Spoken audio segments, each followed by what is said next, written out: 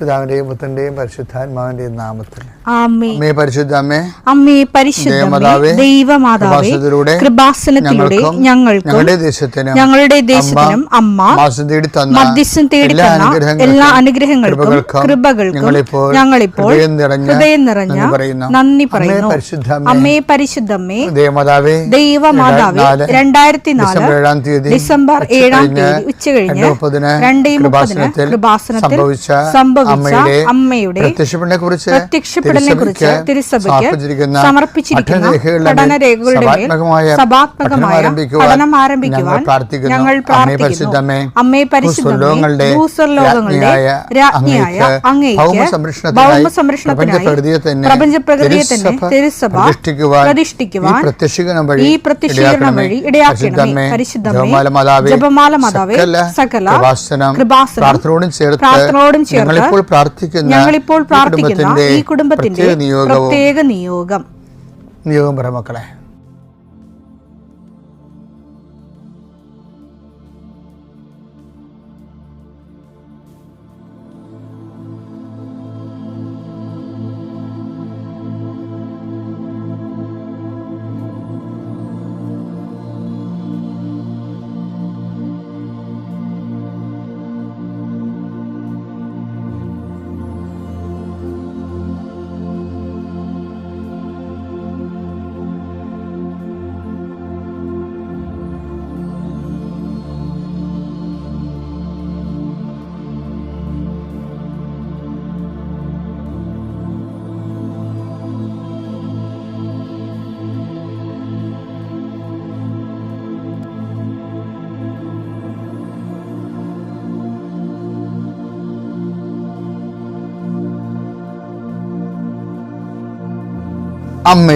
അമ്മയുടെ പ്രത്യക്ഷീകരണത്തിന്റെ ഈ അനുഗ്രഹവേളയിൽ ഞങ്ങൾക്ക് സാധിച്ചു തരുവാൻ കനിയണമേ. ആമേൻ. വിശ്വാസ പ്രമാണം. സർവശക്തനായ പിതാവും ആകാശത്തിന്റെയും ഭൂമിയുടെയും സൃഷ്ടാവുമായ ദൈവത്തിൽ ഞാൻ വിശ്വസിക്കുന്നു. അവിടുത്തെ ഏകപുത്രനും ഞങ്ങളുടെ കർത്താവുമായ ഈശോ മിശിഹായിലും ഞാൻ വിശ്വസിക്കുന്നു.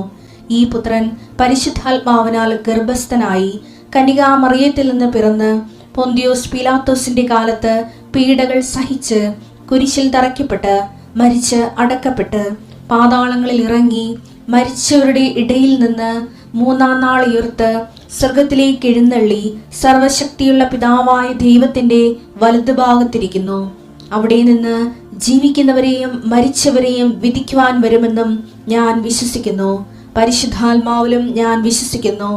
വിശുദ്ധ കത്തോലിക്കാ സഭയിലും പുണ്യവാന്മാരുടെ ഐക്യത്തിലും പാപങ്ങളുടെ മോചനത്തിലും ശരീരത്തിന്റെ ഉയർപ്പിലും നിത്യമായ ജീവിതത്തിലും ഞാൻ വിശ്വസിക്കുന്നു. ആമേൻ. സുഖസ്ഥനായ ഞങ്ങളുടെ പിതാവേ, അങ്ങയുടെ നാമം പൂജിതമാകണമേ. അങ്ങയുടെ രാജ്യം വരണമേ.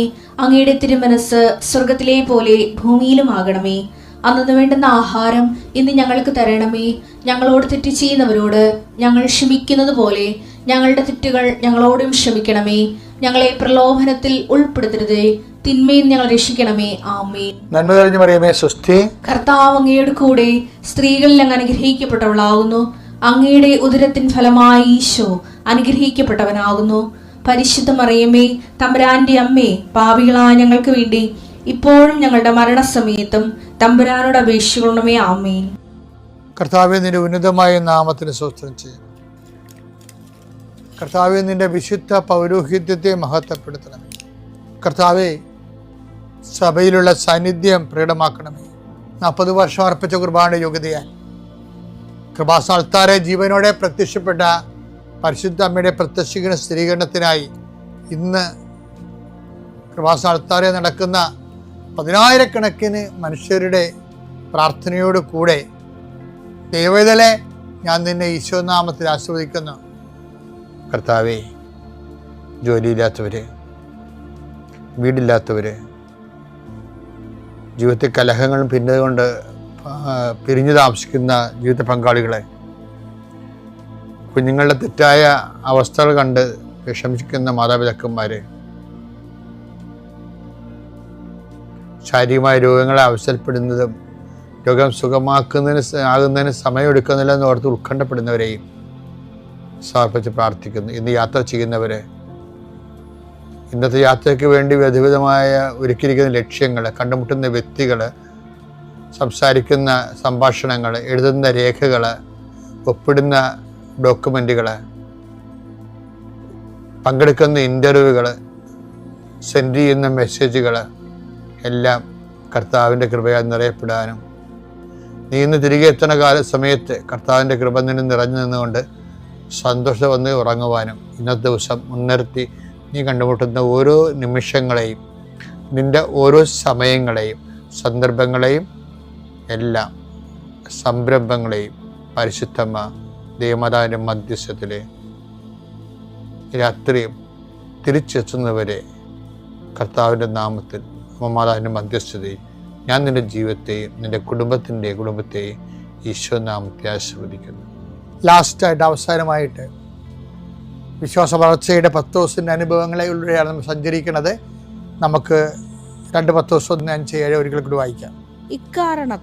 ഇക്കാരണത്താൽ നിങ്ങളുടെ വിശ്വാസത്തെ സുഹൃതം കൊണ്ടും സുഹൃതത്തെ ജ്ഞാനം കൊണ്ടും ജ്ഞാനത്തെ ആത്മസംയമനം കൊണ്ടും ആത്മസംയമനത്തെ ക്ഷമ കൊണ്ടും. ഇതുവരെ അപ്പൊ ജ്ഞാനത്തെ ആത്മസംയമനമാണ്. കാര്യം എന്താ കാര്യം?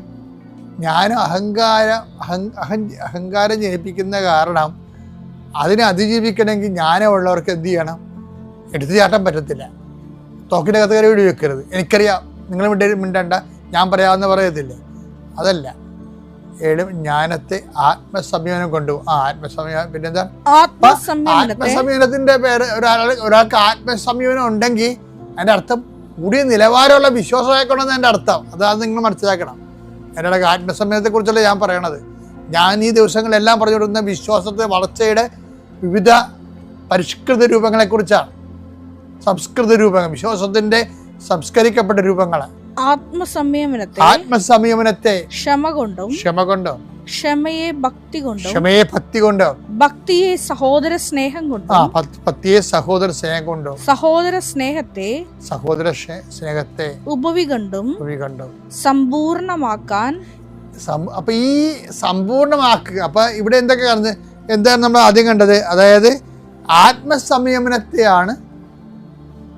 ഒരാൾക്ക് ആത്മസംയമനം ഉണ്ടാകണമെങ്കിലേ, ആത്മസംയമനം ഒരു അരമണിക്കൂർ ആത്മസംയമനം, 5 മിനിറ്റ് ആത്മസംയമനം അല്ല, ദീർഘാത്മസംയമനമാണ്. അതിനാണ് ക്ഷമയാണെന്ന് പറയുന്നത്. ക്ഷമ ഉണ്ടെങ്കിൽ മാത്രമേ ആത്മസംയമനം നമുക്ക് പുരോഗമിക്കാൻ പറ്റത്തുള്ളൂ. അല്ലെങ്കിൽ അരമണിക്കൂർ ആത്മസംയമനം ആയിപ്പോകും. അപ്പം ആത്മസംയമനത്തെ ക്ഷമ കൊണ്ടും, എന്ന് വെച്ചാൽ ആത്മസംയമനം തന്നെ, ക്ഷമയെന്ന് പറയുന്നത് എന്താണ്? സഹിക്കുന്ന സ്നേഹം. ആ സഹിക്കുന്ന സ്നേഹം, ആത്മസംയമനം ഉള്ളിടത്തെല്ലാം അത് പ്രൊലോങ് ചെയ്ത് കിട്ടണമെന്നുണ്ടെങ്കിൽ സഹിക്കുന്ന സ്നേഹം അഭ്യസിക്കണം. ഈ സഹിക്കുന്ന സ്നേഹം എന്ന് പറയുന്ന ആത്മസംയമനം എന്ന് പറയുന്നത് വിശ്വാസം തന്നെയാണ്. വിശ്വാസത്തിൻ്റെ ഏറ്റവും റിഫൈൻഡ് രൂപമാണ്. വിശ്വാസം തന്നെയാണ് നമുക്കത് ഫീൽ ചെയ്യണത്, കിട്ടണത്. ആത്മസംയമനത്തെ ക്ഷമ കൊണ്ടും, പിന്നെന്താണ്? ക്ഷമയെ ഭക്തി കൊണ്ടും. ഇത്രയും കാര്യങ്ങൾ ഉള്ളവർക്ക് മാത്രമേ ഭക്തി ഉണ്ടായിട്ട് കാര്യമുള്ളൂ. ഭക്തി എന്ന് പറയുന്നത് ഭഗവാനുമായിട്ടുള്ള ഒട്ടലാണ്, തിക്തം. ഭഗവാനുമായിട്ട് തിക്തമായിരിക്കുന്ന സംഭവമാണ് ഭക്തി. രക്തം, രജോ ഗുണവുമായിട്ട് ഒട്ടി നിൽക്കണത്, അതാണ് രക്തം. ഭക്തി എന്ന് പറയുന്നത് ഭഗവാനുമായിട്ട് ഒട്ടി നിൽക്കണത് ഭക്തി. അപ്പം ദൈവമായിട്ട് ഒട്ടി നിൽക്കുന്ന പരിപാടിക്കാണ് ഭക്തി എന്ന് പറയണത്. ആ ദൈവമായിട്ട് ഒട്ടി നിൽക്കണമെന്നുണ്ടെങ്കിൽ കൈകൾ കൂപ്പി കമന്നടിച്ച് വീണിട്ട് കാര്യമില്ല. അതിനുള്ളിൽ എന്തൊക്കെ വേണം? ദൈവമായിട്ട് ഒട്ടി നിൽക്കണമെന്നുണ്ടെങ്കിൽ എന്ത് ചെയ്യണം? വിശ്വാസത്തെ സുഹൃതം കൊണ്ടും സുഹൃതത്തെ ജ്ഞാനം കൊണ്ടും ജ്ഞാനത്തെ ആത്മസംയമനം കൊണ്ടും ആത്മസംയമനത്തെ ക്ഷമ കൊണ്ടും ക്ഷമയെ ഭക്തി. അത്രയും ക്ഷമ വരെ വന്നാൽ മാത്രമേ ദൈവമായിട്ട് ഒട്ടാൻ പറ്റത്തുള്ളൂ. ദൈവമായിട്ട് ഒട്ടി നിൽക്കണം. ദൈവത്തെ കെട്ടിക്കഴിഞ്ഞാൽ പിന്നെ വേറെ ഒന്നും കിട്ടില്ലെങ്കിലും കുഴപ്പമൊന്നുമില്ല. ഭക്തി നമുക്ക് തരണത് എന്താണെന്ന് ചോദിച്ചു കഴിഞ്ഞാൽ ഭക്തി തരണത് സംതൃപ്തിയാണ്. ശരിക്കും ആരിലുള്ള സംതൃപ്തി? ദൈവത്തിലുള്ള സംതൃപ്തി. അതുകൊണ്ട് എപ്പോഴും ഭക്തിയെ എന്താണ് ചെയ്യേണ്ടത്? ഭക്തിയെ ഭക്തി ഉണ്ടെങ്കിൽ ഈ ഭക്തി പ്രസരിപ്പിക്കുന്നത്, കൈമാറേണ്ടതും, ഭക്തിയിലൂടെ നേടിയെടുത്ത കൃപ എല്ലാം കൈമാറുന്നത് എല്ലാം സഹോദര സ്നേഹത്തിലൂടെയാണ്. സഹോദര സ്നേഹത്തെ ഉപവികൊണ്ടും ഉപവിപ്രവർത്തനങ്ങളെ ഉപവികൊണ്ടും സമ്പൂർണ്ണമാക്കുകയും. അപ്പോൾ ഉപവി എന്ന് പറയുന്നത് വിശ്വാസത്തിൻ്റെ തന്നെ മുന്തിയ രൂപമാണ്. അപ്പോൾ വിശ്വാസ വളർച്ചയാണ് ഈ ആഴ്ച മുഴുവൻ നമ്മൾ കണ്ടത്. അതിൻ്റെ മുന്തിയ രൂപങ്ങളുടെ ഓരോ രൂപങ്ങളെയും നമ്മൾ കണ്ടു. വിശ്വാസ വളർച്ച ഇതെല്ലാം നിനക്കുണ്ടെങ്കിൽ നീ കടുത്ത ദൈവവിശ്വാസിയായിട്ട് ദൈവം നിന്നെ കാണുന്നുവെന്നതിൻ്റെ അർത്ഥം. ഇല്ലെങ്കിൽ നീ അവിശ്വാസിയായി തുടരുന്നുവെന്നാണ്. അങ്ങനെ സംഭവിക്കാതിരിക്കട്ടെ. ആദ്യമായി അമ്മയ്ക്കും തിരുക്കുമാരനും ഞാൻ നന്ദി പറയുന്നു. എൻ്റെ പേര് സക്രിയ സ്റ്റീഫൻ. ഞാൻ വരുന്നത് മുണ്ടക്കയത്തു നിന്നാണ്. ഞാൻ സെൻറ് തോമസ് ഓർത്തഡോക്സ് ഇടവകയാണ്. ഞാനിവിടെ ഉടമ്പടി എടുക്കാൻ വന്ന 23/8/2023. അതിന് കാരണം 2022 ഞാൻ എൻജിനീയറിംഗ് എക്സാം പാസ്സാകാതെ ഫെയിൽഡായിപ്പോയി. എനിക്ക് 14 സപ്ലി ഉണ്ടായിരുന്നു എക്സാമിന്. അതപ്പം ഞാൻ അതൊന്നും കാര്യമാക്കാതെ പിന്നെ എഴുതാമെന്ന് വിചാരിച്ചു. അപ്പം ഭയങ്കര മാനസിക സംഘർഷമുള്ള സമയമായിരുന്നു ആ ടൈം. അപ്പം എൻ്റെ അമ്മ പറഞ്ഞു, ഇതാണ് എൻ്റെ അമ്മ. അപ്പം അമ്മ പറഞ്ഞു എന്നോട്, എടാ നീ വന്ന് കൃപാസനത്തിൽ വന്ന് ഉടമ്പടി എടുക്ക്. പക്ഷേ എനിക്ക് അതിനോടും ഒട്ടും വിശ്വാസമില്ലാത്ത ഒരു വ്യക്തിയായിരുന്നു ഞാൻ. മറ്റുള്ളവർ പറയുമ്പോൾ കളിയാക്കുമ്പം ഞാൻ പറയും കൃപാസനം വെറും ഫ്രോഡാ, കൃപാസനത്തിൽ പേപ്പർ ഒക്കെ ചുമ്മാ വണ്ടിയുടെ അതിനകത്ത് ഇട്ട് വണ്ടി ഓടും എന്നൊക്കെ പറഞ്ഞ ഒത്തിരി ആക്ഷേപങ്ങൾ ന്യൂസിലൂടെ ഇതുമൊക്കെ വരുന്നുണ്ട്. ഞാനും അങ്ങനെ കുറ്റപ്പെടുത്തിക്കൊണ്ടിരുന്ന ഒരു വ്യക്തിയാണ്. പക്ഷേ 23 ഞാനിവിടെ വന്ന് കൃപാസനത്തിൽ വന്ന് ഉടമ്പടി എടുത്തു. ഉടമ്പടി ഇവിടെ വന്ന് ഉടമ്പടി എടുത്തു ആദ്യത്തെ ഒരാഴ്ചയൊക്കെ കുഴപ്പമില്ലാതെ പോയി. പിന്നീട് അത് വീണ്ടും പയ്യെ ഉഴപ്പായി. ആ സമയത്ത് എൻ്റെ എക്സാം വന്നു. ആദ്യത്തെ എക്സാം ഞാൻ എഴുതി. 14 എക്സാം ഉണ്ട്. ആദ്യത്തെ എക്സാം എഴുതിയപ്പോൾ 2 എണ്ണം കിട്ടി. ബാക്കി വീണ്ടും 12 എണ്ണം കിടക്കുക. പക്ഷേ ഞാൻ വീണ്ടും ഇവിടെ വന്ന് പ്രാർത്ഥിച്ചു ഒക്കെ അങ്ങനെ പോയി. പക്ഷേ എന്നിട്ടും ഞാൻ അമ്മയോട് പറഞ്ഞു, അമ്മ ഈ പ്രാവശ്യം പ്രാർത്ഥിച്ചു. ഞാൻ അന്നപ്പം വിശ്വാസം എനിക്ക് കുറച്ച് ആയി തുടങ്ങി. ഞാൻ പ്രാർത്ഥിക്കാനൊക്കെ തുടങ്ങി. അപ്പോൾ അങ്ങനെ എഴുതി കഴിഞ്ഞപ്പം 2 എക്സാം വീണ്ടും ഞാൻ എഴുതി.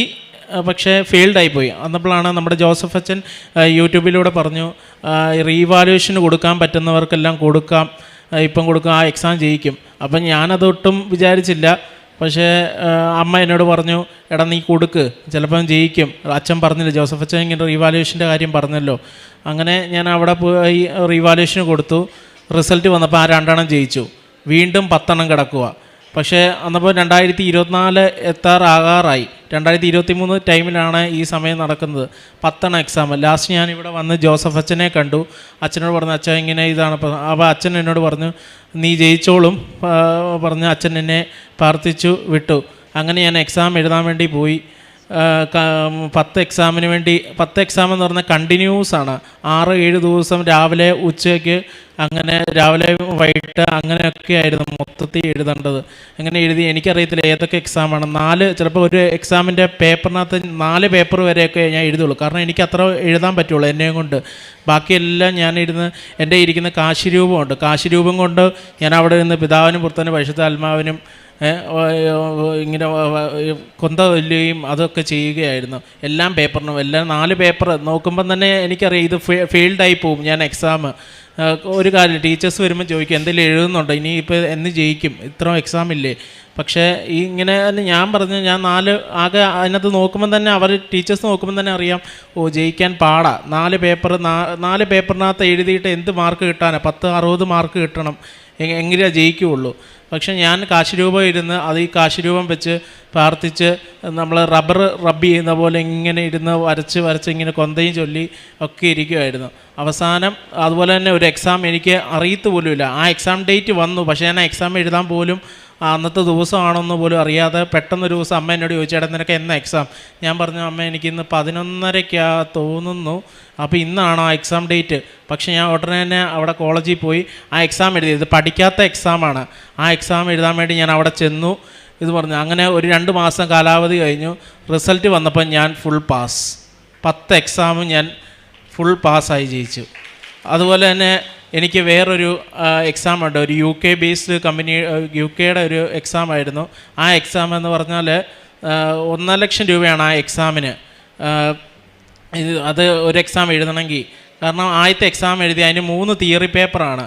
അപ്പം 2 പേപ്പർ എനിക്ക് കിട്ടി, ഒരു പേപ്പർ ഞാൻ ഫെയിൽഡായി പോയി. അത് 1 മാർക്കിനാണ് ഞാൻ ഫെയിൽഡായി പോയത്. അതും ഞാൻ ഇവിടെ വന്ന് ജോസഫ് അച്ഛനെ കണ്ടു, അച്ഛൻ എന്നെ പ്രാർത്ഥിച്ച് വിട്ടു. ഞാൻ അവിടെ ചെന്ന് കാശിരൂപം എൻ്റെ കയ്യിലുണ്ടായിരുന്നു, കാശിരൂപവും ഉപ്പും ഇതല്ല. എല്ലായിടത്തും ഞാൻ പോകുമ്പോൾ ഉപ്പ് ഒന്നെങ്കിൽ വെളിയിലോ അല്ലെങ്കിൽ കോളേജിൻ്റെ എക്സാം സെൻറ്ററിൻ്റെ അകത്തോ ഒക്കെ ഇടും. ഈ എക്സാമിന് ആദ്യത്തെ പോയി എക്സാം എഴുതി 2 മാർക്കിനാണ് ഞാൻ തോറ്റുപോയത്. എനിക്ക് 70% വേണം, അതിനകത്ത് 2 മാർക്കിന് ഞാൻ തോറ്റുപോയി.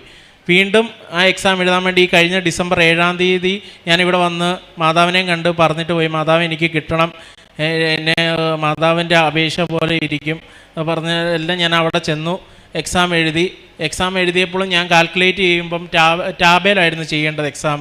അവിടെ ചെന്നു, ലിഫ്റ്റേ വരെ ഞാൻ തൈലം എടുത്ത് തേക്കുമായിരുന്നു. എല്ലാ കൂടെ ഉള്ളവരും ചോദിക്കും, എന്തുവാണ് നീ കാണിക്കുന്നത് തൈലം ഒക്കെ. ഞാൻ പറഞ്ഞ ദേഹത്ത് ഞാൻ തലയിലും ദേഹത്തും എല്ലാം തേച്ചിട്ട്, ഞാൻ കണ്ണെല്ലാം തേച്ചിട്ടാണ് ലിഫ്റ്റേ വരെ തൈലം തേച്ചിട്ട്, മാതാവ് ഇനി എന്നെ ഇങ്ങോട്ട് കൊണ്ടുവരരുത് എന്നൊക്കെ ഞാൻ പറയും. അവിടെ ചെന്ന് കയറി ഞാൻ എക്സാം എഴുതി എല്ലാം ചെയ്ത് കഴിഞ്ഞിട്ടും ഞാൻ കാൽക്കുലേറ്റ് ചെയ്തപ്പോൾ ഒരു 30 മാർക്കൊക്കെ ഉള്ളായിരിക്കും. എനിക്ക് 56 മാർക്ക് വേണം ജയിക്കാൻ. പക്ഷെ ഞാൻ കാൽക്കുലേറ്റ് ചെയ്തപ്പോൾ 30 മാർക്കേ ഉള്ളൂ. ഇതെങ്ങനെയാണ്? അങ്ങനെ കഴിഞ്ഞ ദിവസം രാത്രി സായാഹ്ന പ്രാർത്ഥനയുടെ സമയത്താണ് എൻ്റെ ഫ്രണ്ട് വിളിച്ച് പറഞ്ഞു, ആളെയാ റിസൾട്ട് വന്നു, നീ പാസ്സായി, ഞാൻ 2 മാർക്കിനാണ് നീ ജയിച്ചതെന്ന് പറഞ്ഞു. അതെനിക്ക് വലിയൊരു അനുഭവം തന്നെയാണ്, സാക്ഷ്യം തന്നെയാണ്. അതുപോലെ ഞാൻ എങ്ങനെ പ്രാർത്ഥിക്കാനല്ല, പള്ളിയിലും ഇവിടെയൊക്കെ പോവുമായിരുന്നു. പക്ഷേ അത്യാവശ്യം അങ്ങനെ. പക്ഷേ കൃപാസനത്തിൽ വന്നതോടെ ഞാൻ ഒത്തിരി പ്രാർത്ഥിക്കാനും വേദപുസ്തകം വായിക്കാനും ഇതൊക്കെയായി. അതിൽ ഞാൻ ഏറ്റവും വിശ്വസിക്കുന്നത് ജോസഫ് അച്ഛൻ എപ്പോഴും പറയുന്ന പോലെ not the merit but by the grace എന്ന് തന്നെ വിശ്വസിക്കുകയുള്ളൂ. അതുപോലെ തന്നെയാണ് എൻ്റെ ഒരു ചേച്ചിയുടെ ജോലിയുടെ ഒരു പ്രശ്നമുണ്ടായി UK-യിൽ. ആ ചേച്ചിക്ക് ജോലി ഇല്ലാതെ വന്നു. അവിടെ ഞാൻ നിയോഗം വെച്ച് പ്രാർത്ഥിച്ചപ്പം അതും നടന്നു. അതുപോലെ തന്നെയാണ് ഞങ്ങളുടെ ഒരു സ്ഥലത്തിൻ്റെ പ്രശ്നം 7 വർഷമായി. അതിനുവേണ്ടി ഞങ്ങൾ ശക്തമായി പ്രാർത്ഥിച്ചു, ഞാനും അമ്മയും എല്ലാം ഇരുന്ന് പ്രാർത്ഥിച്ചു. അതുപോലെ അമ്മ ഒരു ദിവസം പോയി അവിടെ പോയി ഉപ്പിട്ടതിൻ്റെ 2ാമത്തെ ദിവസം ആ സ്ഥലം വിറ്റുപോകുകയും ചെയ്തു. അതൊരു വലിയ സാക്ഷ്യം. ഒത്തിരി അനുഭവങ്ങൾ കൃപാസനത്തിൽ വന്നതോടെ ഞങ്ങൾക്ക് കിട്ടി. അതുപോലെ തന്നെയാണ് പത്രം, എൻ്റെ ഈ കൃപാസനത്തിൻ്റെ പത്രം ഒരു ദിവസം വീട്ടിന് റിനോവേഷൻ സമയത്ത് കാണാതെ പോയി. ഞാൻ വീട്ടിലില്ലായിരുന്നു. വൈകുന്നേരം വീട്ടിൽ വന്നപ്പം ഞാൻ പ്രാർത്ഥിക്കാൻ വേണ്ടി പത്രം എടുത്തപ്പം പത്രം കാണുന്നില്ല, ഉടമ്പടി പത്രം കാണുന്നില്ല. ഈ ഉടമ്പടി പത്രം അപ്പം ഞാൻ വീട് മൊത്തം തപ്പി, ഒരു വഴിയില്ല. അവസാനം അമ്മയോട് ചോദിച്ചു, അമ്മ എന്നെ ചെയ്യും, ഇത് എവിടെ പോയി അറിയത്തില്ല. ഇനി വേസ്റ്റ് വന്നപ്പം ഞങ്ങൾ അവിടെ ഒരു ഇടത്ത് കൊണ്ടുവന്ന് കളയുകയും ചെയ്തു. ആ കളയാൻ കൊണ്ടുപോയി വേറെ 2 ചേട്ടന്മാരാണ്, അവരെ എടുത്തുകൊണ്ട് ഇതും കൂടി കൊണ്ടുപോയി കളയുകയും ചെയ്തു. അമ്മയ്ക്ക് അങ്ങനെ, അമ്മയും ഞാനും അന്ന് വൈകിട്ടിരുന്ന് പ്രാർത്ഥിച്ച് ഒരു വഴിയില്ല, സങ്കടപ്പെട്ടാണ് നമ്മൾ പ്രാർത്ഥിക്കുന്നത്. കാരണം ഉടമ്പടി പത്രമാണ്, ഇനിയും കിട്ടത്തില്ല, അല്ലെങ്കിൽ ഇനി വീണ്ടും വന്ന് ആദ്യമായിട്ട് ഉടമ്പടിയൊക്കെ എടുത്ത് വരേണ്ടി വരും. അവിടെ ചെന്ന് അതുപോലെ അന്ന് രാത്രി അമ്മ ഇവിടെ വീട്ടിൽ കിടന്നുറങ്ങുന്ന സമയത്ത് അമ്മയുടെ മനസ്സിൽ മഴവില്ലൊക്കെ മഴവില്ല് കാണിക്കുകയും ഇതിങ്ങനെ അമ്മയുടെ മനസ്സിൽ കാണിച്ച് ഏതൊരു തോട്ടം സ്ഥലം എന്നൊക്കെ. അപ്പം അമ്മ പറഞ്ഞ, എൻ്റെ സംശയമുണ്ട്, അവിടെ മാതാവ് ഇങ്ങനെ രാത്രി കാണിക്കുന്നു, മനസ്സിൽ വന്ന് കാണിച്ചു, അവിടെ ഈ തോട്ടത്തിൽ നിൻ്റെ കാശീരൂപവും ഈ പത്രവും ഇതെല്ലാം അവിടെ കിടപ്പുണ്ടെന്ന് കാണിക്കുന്നുണ്ട്. അതുപോലെ പിറ്റേ ദിവസം രാവിലെ ഭയങ്കര മഴയായിരുന്നു. അതൊരു ഈ പന്നിയും ഇതൊക്കെ വരുന്ന സ്ഥലമാണ്. അവിടെ ചെന്ന് രാവിലെ ഞാനും അമ്മയും കൂടി നടന്ന് അവിടെ ചെന്ന് നോക്കിയപ്പം മഴയൊക്കെ പെയ്ത് ഈ പത്രത്തിനൊന്നും പറ്റിയില്ല, കാശിരൂപവും പോയില്ല, ഈ പത്രത്തിൻ്റെ സൈഡ് മാത്രം പോയുള്ളൂ. അത് ഒരു നനയാതെ ഈ പത്രത്തിൽ ഇങ്ങനെ മറിഞ്ഞ് കിടക്കുമായിരുന്നു, ഒരു കുഴപ്പമില്ലാതെ. അതെനിക്ക് ഏറ്റവും വലിയ വിശ്വാസമായിപ്പോയി. കൃപാസനത്തിൽ അമ്മയോട് ഞാൻ വന്ന് അപേക്ഷ പ്രാർത്ഥിച്ചതാണ്. പിന്നെ അതുപോലെ പ്രേക്ഷിത പ്രവൃത്തികൾ എന്ന് പറഞ്ഞാൽ ഞാൻ ചെയ്യുന്നത് പറഞ്ഞാൽ ഞാൻ പൊതിച്ചോറ് കൊടുക്കും ആശുപത്രികളിൽ, അതുപോലെ പത്രം കൊടുക്കും. പത്രം ഞാൻ ആശുപത്രികളിലാണ് കൊണ്ടുവന്ന് കൊടുക്കുന്നത്. പിന്നെ അതുപോലെ ഞാൻ ഇടയ്ക്ക് ഡെലിവറി ബോയ് ആയിട്ട് ഓടുമായിരുന്നു. ഡെലിവറിക്ക് പോകുമ്പം ഡെലിവറി സാധനം കൊടുക്കുന്നതിൻ്റെ കൂടെ ഞാൻ ഓരോ പത്രവും കൂടി ഓരോരുത്തർക്ക് കൊടുക്കും. ചിലവർ വേണ്ടാന്ന് പറയും, ചിലവർ വേണമെന്ന് പറയും, ചിലവർ നമ്മളെ കളിയാക്കും. അതൊന്നും എനിക്ക് സാരമില്ല. എനിക്ക് തന്ന അനുഗ്രഹങ്ങളെല്ലാം എൻ്റെ മാതാവായ തന്നിട്ടുള്ളൂ. അതുപോലെ തന്നെ ആത്മീയ ജീവിതത്തിൽ ഞാൻ വന്നത് ആത്മീയ ജീവിതം എനിക്ക് കുറച്ചും കൂടി പ്രാർത്ഥിക്കാൻ പറ്റി. അതുപോലെ വേദപുസ്തകമൊക്കെ ജസ്റ്റ് ഒന്ന് വായിച്ച് വിടും, അങ്ങനെയൊക്കെ ഉള്ളായിരുന്നു. പക്ഷേ വേദപുസ്തകം നല്ല വൃത്തിയായി അത് മനസ്സിലാക്കി വായിക്കാൻ പറ്റി.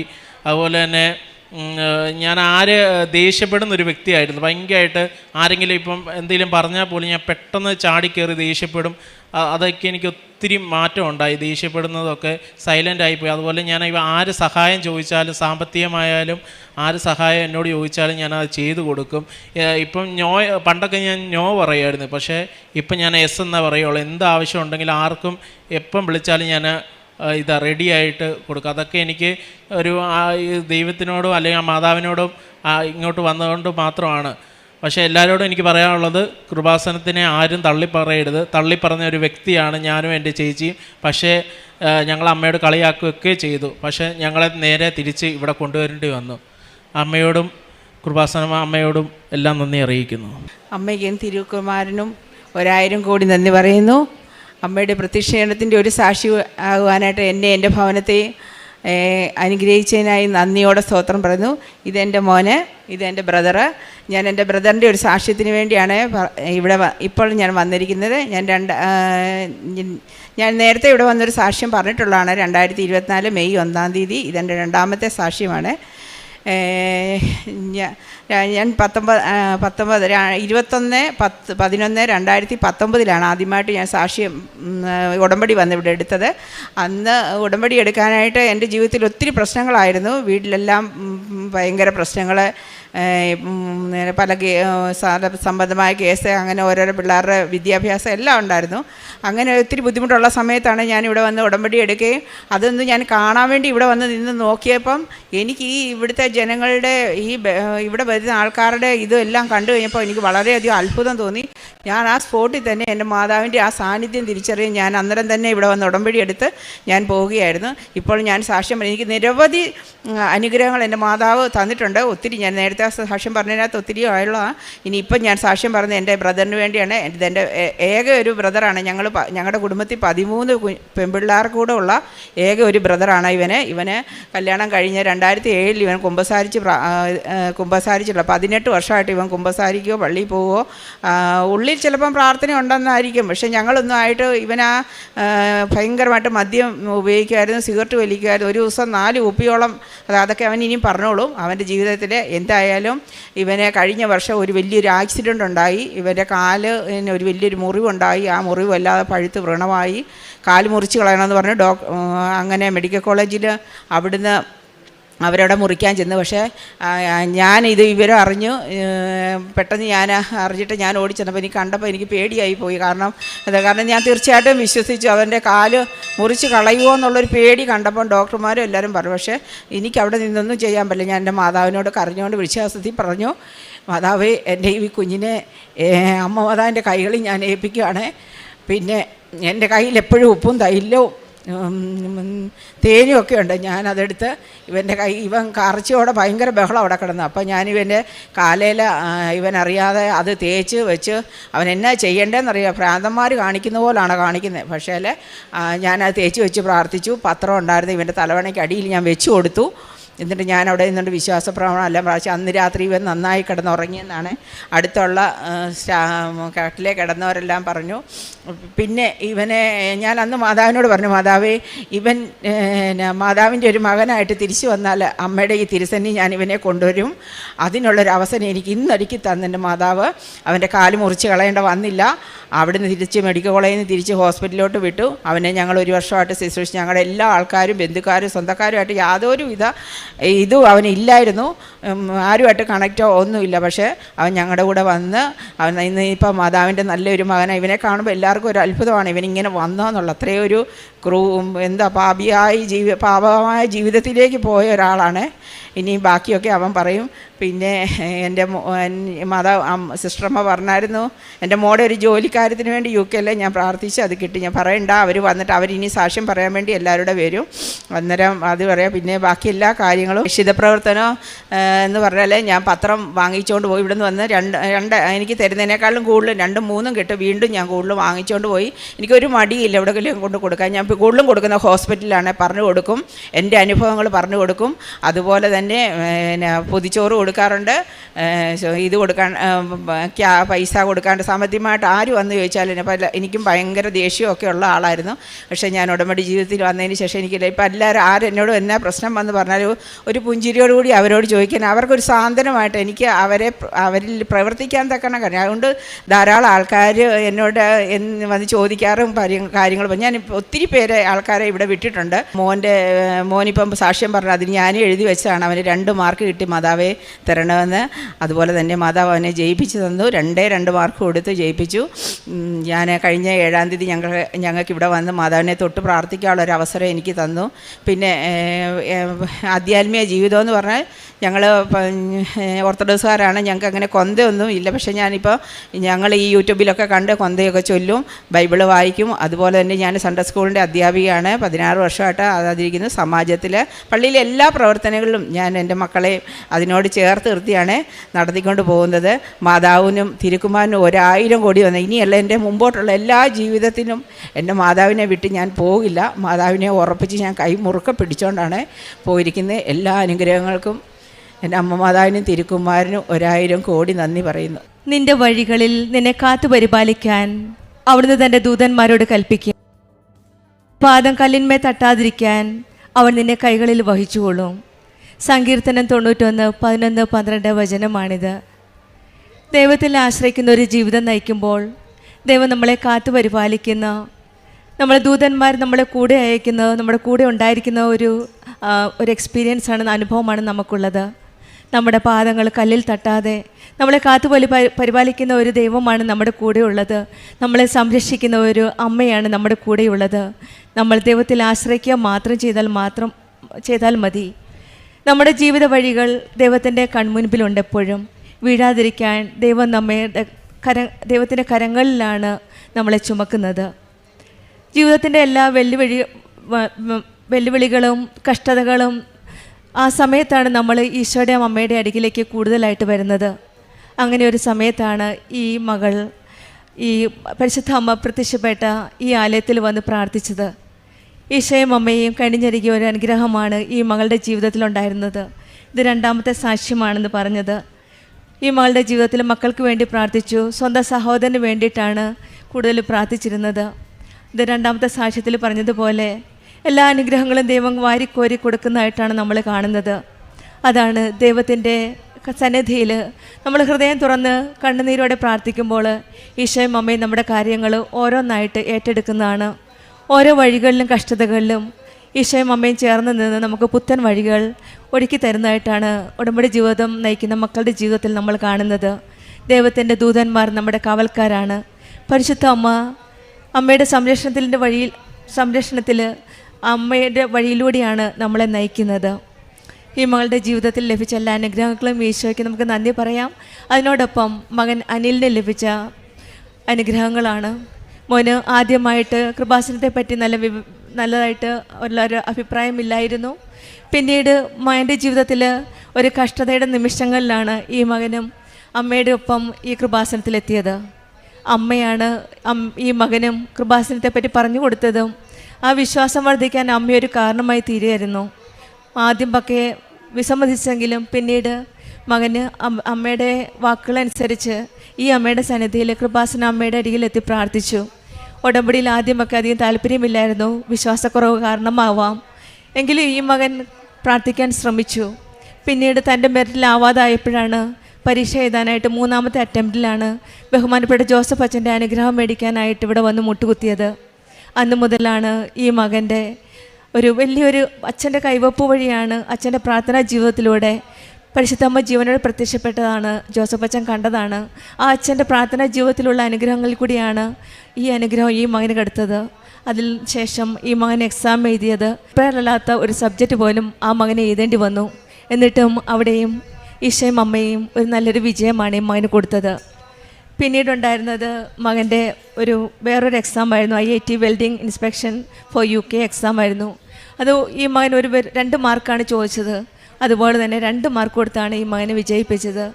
ഈ മകൻ പറഞ്ഞതുപോലെ not by merit but by grace, ദൈവത്തിൻ്റെ കൃപയാലാണ്. നമ്മുടെ മെറിറ്റ് നഷ്ടപ്പെടുമെന്ന് തോന്നുന്ന നിമിഷങ്ങളിലെല്ലാം നമ്മൾ കണ്ണുനീരോടെ ഈശോയുടെ അമ്മയുടെ അരികിലേക്ക് എത്തുമ്പോൾ ഈശോയുടെ കൃപ ചൊരിഞ്ഞ് നമ്മളെ അനുഗ്രഹിക്കുന്നതാണ് നാം കാണുന്നത്. 9 വർഷമുണ്ടായിരുന്ന ഒരു സ്ഥലത്തിൻ്റെ ഒരു കേസായിരുന്നു. സമയച്ചുരുക്കത്തിൻ്റെ അമ്മ ഉടമ്പടി എടുത്ത ഉടനെ ഈ മക്കളുടെ ജീവിതത്തിൽ എല്ലാ കാര്യങ്ങളും നടത്തി കൊടുക്കുന്നതായിട്ട് കണ്ടത്. ആ കേസ് ക്ലിയറാക്കി ആ സ്ഥലത്തിൻ്റെ കാര്യങ്ങളെല്ലാം ശരിയാക്കി കൊടുത്തു.